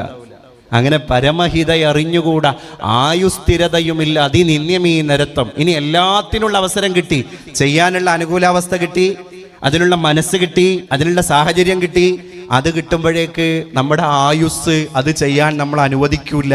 അപ്പോഴേക്ക് നമ്മൾ മറ്റൊരാളായി മാറിയിട്ടുണ്ടാകും. ഈ കഴിഞ്ഞ ഓണത്തിൻ്റെ വടംവലി മത്സരം നടക്കുകയാണ് കൊച്ചിയിലെ തേവരയിലെ SH സ്കൂളിൽ, കോളേജിൽ. അവിടെ കൊമേഴ്സ് വിഭാഗം തലവനായ ജെയിംസ് വി ജോൺ എന്ന് പറയുന്ന ഒരു അധ്യാപകൻ, അദ്ദേഹമാണ് ഈ വർഷത്തെ തേവര SH സ്കൂളിലെ സ്റ്റാഫ് സെക്രട്ടറി. അത്രയും സമർത്ഥനായ ഒരു ടീച്ചറാണ് ജെയിംസ് വി ജോൺ. അപ്പം ഈ വടംവലി മത്സരം നടക്കുന്നതിന്റെ മുൻപ് അദ്ദേഹം തന്റെ കുട്ടികളെ, സ്കൂളിലെ കുട്ടികളെ അഭിസംബോധന ചെയ്ത് സംസാരിക്കാൻ ജെയിംസ് വി ജോൺ സാർ മൈക്കിന്റെ മുമ്പിൽ വന്നിട്ട് പറഞ്ഞു, മക്കളെ, എൻ്റെ കാഴ്ചപ്പാടിൽ ലോകത്ത് ഏറ്റവും സമ്പന്നമായ ഒരു ഇടമുണ്ടെങ്കിൽ ഞാൻ വിശ്വസിക്കുന്നത് അത് സെമിത്തേരിയാണ്. അദ്ദേഹം ഒരു ക്രൈസ്തവ മതവിശ്വാസിയാണ്. അതുകൊണ്ട് അദ്ദേഹം സെമിത്തേരി എന്ന് പറഞ്ഞു. ശ്മശാനവും ഖബർസ്ഥാനവും ഒക്കെ അതന്നെയാണ്. അദ്ദേഹം പറഞ്ഞു, എന്തുകൊണ്ടാണ് എന്ന് കുട്ടികൾ ചോദിച്ചപ്പോൾ അദ്ദേഹം പറഞ്ഞൊരു വാക്കുണ്ട്, സെമിത്തേരിയുടെ അകത്ത് ആ മീസാൻ ശിലകൾക്ക് താഴെ കിടന്നുറങ്ങുന്ന, കുരിശുകൾക്ക് താഴെ കിടന്നുറങ്ങുന്ന ഓരോ ആളുകളെ നിങ്ങളൊന്ന് ആലോചിച്ച് നോക്ക്. ഡോക്ടേഴ്സ് ഉണ്ട്, ശാസ്ത്രജ്ഞരുണ്ട്, പ്രൊഫസർമാരുണ്ട്, സാഹിത്യകാരന്മാരുണ്ട്, കവികളുണ്ട്, കവയത്രിമാരുണ്ട്. ആർക്കിടയിലും കാലുഷ്യങ്ങളില്ല, തർക്കവിതർക്കങ്ങളില്ല. അതുകൊണ്ട് ലോകത്തെ ഏറ്റവും സമ്പന്നമായ സ്ഥലം എൻ്റെ വിനീത അഭിപ്രായത്തിൽ സെമിത്തേരിയാണ് എന്ന് പറഞ്ഞ് അദ്ദേഹം ഇനി നമുക്ക് നമ്മുടെ വടംവലി മത്സരത്തിലേക്ക് കടക്കാമെന്നും പറഞ്ഞ് പ്രസംഗം അവസാനിപ്പിക്കാൻ. കുട്ടികൾ ഒരു ഭാഗത്ത്, സ്റ്റാഫ് ഒരു ഭാഗത്ത്, വടംവലി മത്സരം നടക്കുന്നു. അത് പൊടിപൊടിക്കുന്നു, ആഹ്ലാദത്തിൻ്റെ പടക്കങ്ങൾ പൊട്ടുന്നു. അതിൻ്റെ ഇടയിൽ ഇദ്ദേഹത്തിന് ഒരു തളർച്ച സംഭവിക്കുന്നു. അദ്ദേഹം സൈഡിൽ പോയി കിടക്കുന്നു. ആ കിടത്തം അന്ത്യശയ്യയാണ്. ആ നിദ്ര അവസാന നിദ്രയാണ്. ആ ശ്വാസം ഒടുക്കത്തെ ശ്വാസമാണ്. പ്രാണനിങ്ങനെ പോകുന്ന രംഗം അദ്ദേഹത്തിൻ്റെ കണ്ണിലൂടെ കുട്ടികൾ ഇങ്ങനെ വായിച്ചെടുക്കുക. തൊട്ടു മുമ്പ് പറഞ്ഞുപോയ വാക്കിനോട് അരുപറ്റി നിൽക്കുന്ന ഒരു ജീവന്റെ പോരാട്ടം അവിടെ നടക്കുക. ഇത്രയുള്ളൂ മനുഷ്യൻ, ഇത്രയുള്ളൂ മനുഷ്യൻ അല്ലേ? നമ്മളൊക്കെ തന്നെ ഇരിക്കുമ്പോൾ, ചിരിക്കുമ്പോൾ, നടക്കുമ്പോൾ, പറയുമ്പോൾ, വിശ്രമിക്കുമ്പോൾ, കിടക്കുമ്പോൾ, യാത്ര ചെയ്യുമ്പോൾ എവിടെയെങ്കിലും വെച്ചിട്ട് അവസാനത്തെ 2 കണ്ണിമകളും ചിമ്മേണ്ട ആളുകളാണ്. പിന്നെ നമ്മളെ കാണാൻ ആളുകൾ വരാൻ. ആ ബാലവൃദ്ധം ജനങ്ങൾ ചിരിക്കുന്നു, ആശുവായി തീരും മരണം മറക്കുന്നു, ആശുപത്രി കട്ടിലാളെ കൈമാറുന്നു, ആംബുലൻസിൻ വീജി നമ്മെ നടുക്കുന്നു, ആതുര ശുശ്രൂഷകർ കൈമലർത്തുന്നു, ആരാരുമറിയാ ശ്മശാനവും പുൽകുന്നു, മാലാഖ വന്നു പിടിച്ചെൻ്റെ ദേഹിയെ, മാനുജൻ വന്നു കണ്ടു എൻ്റെ ദേഹമേ, പൊട്ടിച്ചിരിച്ചു അനന്തരം ആ ചിരി, പൊട്ടിക്കരയരായി രൂപപ്പെടുന്നതും കാലാൾ പടവന്ന് തൊഴിലേറ്റുമ്പോഴും കാമനും താതനും പരിതപിക്കുമ്പോഴും എല്ലാം എല്ലാവർക്കും സംഭവിക്കാനുള്ളതാണ്. അതിലാർക്കും തർക്കമില്ല. ഏതോ ഒരു സ്വാമിയുടെ, ഗുരുവിൻ്റെ, സന്യാസിയുടെ മുമ്പിൽ പോയിട്ട് ഒരു പെണ്ണ് മരിച്ചുപോയ തൻ്റെ പിഞ്ചു പൈതലിനെങ്ങനെ കൈ വലയങ്ങളിൽ വെച്ചിട്ട് പറഞ്ഞു, പ്രിയപ്പെട്ട സന്യാശ്രേഷ്ഠ ഗുരു, എൻ്റെ കുഞ്ഞിന് മൃതം സംഭവിച്ചു, മൃതി അടഞ്ഞു, ആത്മാവ് പോയിരിക്കാൻ, ശവമായിരിക്കാൻ. അങ്ങ് വലിയ ആത്മീയ കഴിവുള്ള ഒരാളാണ്. അതുകൊണ്ട് എൻ്റെ മരിച്ചുപോയ കുഞ്ഞിൻ്റെ ജീവനൊന്ന് തിരിച്ചു തരുമോ, എനിക്ക് ഈ കുഞ്ഞേ ഉള്ളൂ എന്നൊരമ്മ പ്രാണൻ പിടയുന്ന വേദനയോടുകൂടെ പറയുമ്പോൾ ആ സന്യാസി പറഞ്ഞൊരു വാക്കുണ്ട്, പ്രിയപ്പെട്ട പെങ്ങളെ, ഞാനൊന്ന് ശ്രമിക്കാം. എന്നിട്ട് എന്ത് ചെയ്തു? നിന്റെ കുഞ്ഞിനെ അവിടെ വെക്ക്, അത് ബന്ധുക്കളെ ഏൽപ്പിക്ക്. നീ ഏതെങ്കിലും ഒരു വീട്ടിൽ പോയിട്ട് കുറച്ച് കടുകുമണികൾ ഒരു പേപ്പറിൽ കളക്ട് ചെയ്തിട്ട് കൊണ്ടുവാ, ഞാൻ മന്ത്രം ജപിക്കാൻ. നിന്റെ കുഞ്ഞിൻ്റെ ജീവനൊന്ന് തിരിച്ചു നൽകാൻ പറ്റുമെന്ന് നോക്കട്ടെ. പക്ഷെ ദർ ഈസ് എ കണ്ടീഷൻ, ഒരു നിബന്ധനയുണ്ട്. നീ കടുകുമണികൾ ശേഖരിക്കുന്ന വീട്ടിൽ മുമ്പൊരിക്കലും ഒരു മരണം നടന്ന വീടാവാൻ പാടില്ല. അങ്ങനെ ആ സ്ത്രീ പോവാൻ വലിയ പ്രതീക്ഷയോട് പോവാ. ഒരു വീട്ടിൽ കയറി, അവിടെ വല്യമ്മച്ചിയുണ്ട്. എന്തേ മോളെ? അപ്പം അവളിങ്ങനെ കരഞ്ഞ് സങ്കടമൊക്കെ പറഞ്ഞു, കാര്യങ്ങളെല്ലാം പറഞ്ഞു. കടുകുമണി ഉണ്ടോ? ഉണ്ടല്ലോ, എത്ര വേണമെങ്കിലും തരാം. അവൾക്ക് പ്രതീക്ഷ കൂടി. കടുകുമണി എടുക്കാൻ പോകുന്നതിൻ്റെ മുമ്പ് ഈ വല്യമ്മച്ചിയോട് ഇവള് ചോദിച്ചു, അല്ല, ചോദിക്കാൻ വരട്ടെ, എടുക്കാൻ വരട്ടെ, ഈ വീട്ടിൽ ആരെങ്കിലും മരിച്ചിട്ടുണ്ടോ? കഴിഞ്ഞ ആഴ്ചയാണ് വല്യച്ഛൻ മരിച്ചുപോയത്. കഴിഞ്ഞു. അടുത്ത വീട്ടിലേക്ക് പോയി, അവിടെ വേറൊരു യുവതിയാണ് മരിച്ചത്. അങ്ങനെ ഓരോ വീട്ടിലും പോയി. ആ വീട്ടിലൊക്കെ കടുകുമണി ഉണ്ട്, പക്ഷെ അവിടെയൊക്കെ മരണവും നടന്നിട്ടുണ്ട്. ഈ യുവതി നിരാശയായിട്ട് ഗുരുവിൻ്റെ മുമ്പിൽ വന്നിട്ട് പറയുന്നൊരു വാക്കുണ്ട്, ഗുരു, ഞാൻ നിരാശയാണ്. അപ്പോൾ ഗുരു പഠിപ്പിച്ചു കൊടുത്തിട്ടുണ്ട്, മോളെ നിരാശനാവേണ്ട. എന്താണ് അത്? ഈ ഭൗതിക ലോകത്തിൻ്റെ ഒരു സ്വരമാണ്. എന്ത്? ജനനുണ്ടെങ്കിൽ മരണമുണ്ട്. അതുകൊണ്ട് നിന്റെ കിടാവിൻ്റെ മരണം നീ അംഗീകരിക്കുക. അതിൻ്റെ ശേഷക്രിയകളെ നമുക്ക് ഭക്ത്യാദര പുരസ്സരം നിർവഹിക്കാം. നിന്റെ കുഞ്ഞിൻ്റെ ആത്മാവിൻ്റെ നിത്യശാന്തിക്ക് വേണ്ടി നമുക്ക് പ്രാർത്ഥന നടത്താം. അങ്ങനെയാണ് ലോകം അവസാനിക്കുന്നത്. അതുകൊണ്ട് പ്രിയപ്പെട്ടവരെ, ഉള്ളതിനെ ഉൾക്കൊള്ളാനേ കഴിയുള്ളൂ. ടെക്നോളജി എത്ര വളർന്നാലും മരണത്തിൻ്റെ മാലാഖക്ക് മണികെട്ടി ആ മാലാഖയെ പിടിച്ചു നിർത്താൻ ലോകത്തൊരു ശക്തിക്കും കഴിയൂല. സമയമാകുമ്പോൾ പോവുക, പോകുന്നതിൻ്റെ മുമ്പ് ജീവിക്കാൻ ആവശ്യമായ പാതയം നമ്മൾ തയ്യാറാക്കുക. എല്ലാം നല്ലതിനാകട്ടെ. ഈ നല്ല മുഹൂർത്തത്തിലേക്ക് എന്നെ ക്ഷണിച്ചതിനും സ്നേഹവായ്പോടുകൂടെ നിങ്ങൾ എന്നെ സ്വീകരിച്ചതിനും എന്നെ ഇത്ര നേരം വളരെ ക്ഷമയോടെ നല്ല അച്ചടക്കമുള്ള മക്കളായി അല്ലെങ്കിൽ പ്രിയപ്പെട്ട സഹോദരങ്ങളായി പുറത്തുള്ള പ്രിയപ്പെട്ട സ്നേഹിതരൊക്കെ ഈ നിന്നതാണ്, പ്രസംഗം തുടങ്ങുമ്പോൾ നിന്നതാണ്. അവർ വളരെ അസ്വസ്ഥരാണോ എന്താ എനിക്കറിയൂല. നിങ്ങളുടെ അസ്വസ്ഥതകളിൽ ഞാൻ വ്യക്തിപരമായിട്ട് നിങ്ങളോട് ക്ഷമ ചോദിക്കുന്നു. എന്നെ സ്നേഹവായ്പോടുകൂടെ സ്വീകരിച്ച അല്ലെങ്കിൽ ഇങ്ങനെ ഒരു പരിപാടിയിലേക്ക് ക്ഷണിച്ച, ഇങ്ങനെയുള്ള മാനവ സൗഹൃദത്തിൻ്റെ വിശാല മനസ്കത ബോധിപ്പിച്ച ഈ ക്ഷേത്രത്തിൻ്റെ ഭാരവാഹികൾക്ക്, അതുപോലെ തന്നെ ഇതിൻ്റെ തന്ത്രിയടക്കമുള്ള മുഴുവൻ വക്താക്കൾക്കും എൻ്റെ ഹൃദയത്തിൻ്റെ അടിത്തട്ടിൽ നിന്നുള്ള ഒരുപാട് അകൈതവമായിരിക്കുന്ന കടപ്പാടുകളും ഞാൻ അറിയിക്കുകയാണ്. സുകുമാർ അഴീക്കോട് സാറ് പറഞ്ഞൊരു വാക്കുണ്ട്, മാനവികത എന്നൊക്കെ പറഞ്ഞാൽ അതാണ് ഞാൻ പറഞ്ഞത്. മാനവികത എന്ന് പറഞ്ഞാൽ അത് സന്യാസത്തിൻ്റെയും തോന്യാസത്തിൻ്റെയും ഇടയിലുള്ള ഒരു ജീവിത വിന്യാസമാണ്. അതേ ഉദ്ദേശ സന്യാസം വൈഡാല പ്രതികന്റെ സന്യാസാണ്, അല്ലാതെ നമ്മളെ ഭക്തിയോടുകൂടെയുള്ള ഗുരുക്കൾ നടത്തുന്ന സന്യാസത്തെ അല്ല. വൈഡാല പ്രതികൻ എന്ന് പറഞ്ഞാൽ എന്താണ്? വൈഡാല പ്രതികൻ എന്ന് കൃത്രിമത്വമായ അങ്ങനെ വ്യാപാരം നടക്കുന്ന കുറെ സ്ഥലങ്ങളുണ്ടല്ലോ. അപ്പൊ അതുമല്ലാതെ തോന്നിയാസം ഇല്ലാതെ അതിൻ്റെ ഇടയിലുള്ള ജീവിത വിന്യാസമാണ് മാനവികത എന്ന് അഴീക്കോട് സാറിൻ്റെ ഒരു പ്രഭാഷണത്തിൽ ഞാൻ കേട്ടത്. ഇത്തരണത്തിൽ ഓർത്തു പോവുകയാണ്. ഈ നല്ല സദസ്സിന് എൻ്റെ വിനീതമായ അഭിവാദ്യങ്ങൾ അർപ്പിച്ച് നല്ലത് വരട്ടെ എന്ന് പ്രാർത്ഥിച്ച് ഞാൻ ഉപസംഹരിക്കുന്നു. ജയ് ഹിന്ദ്. നിങ്ങൾക്ക് നന്ദി.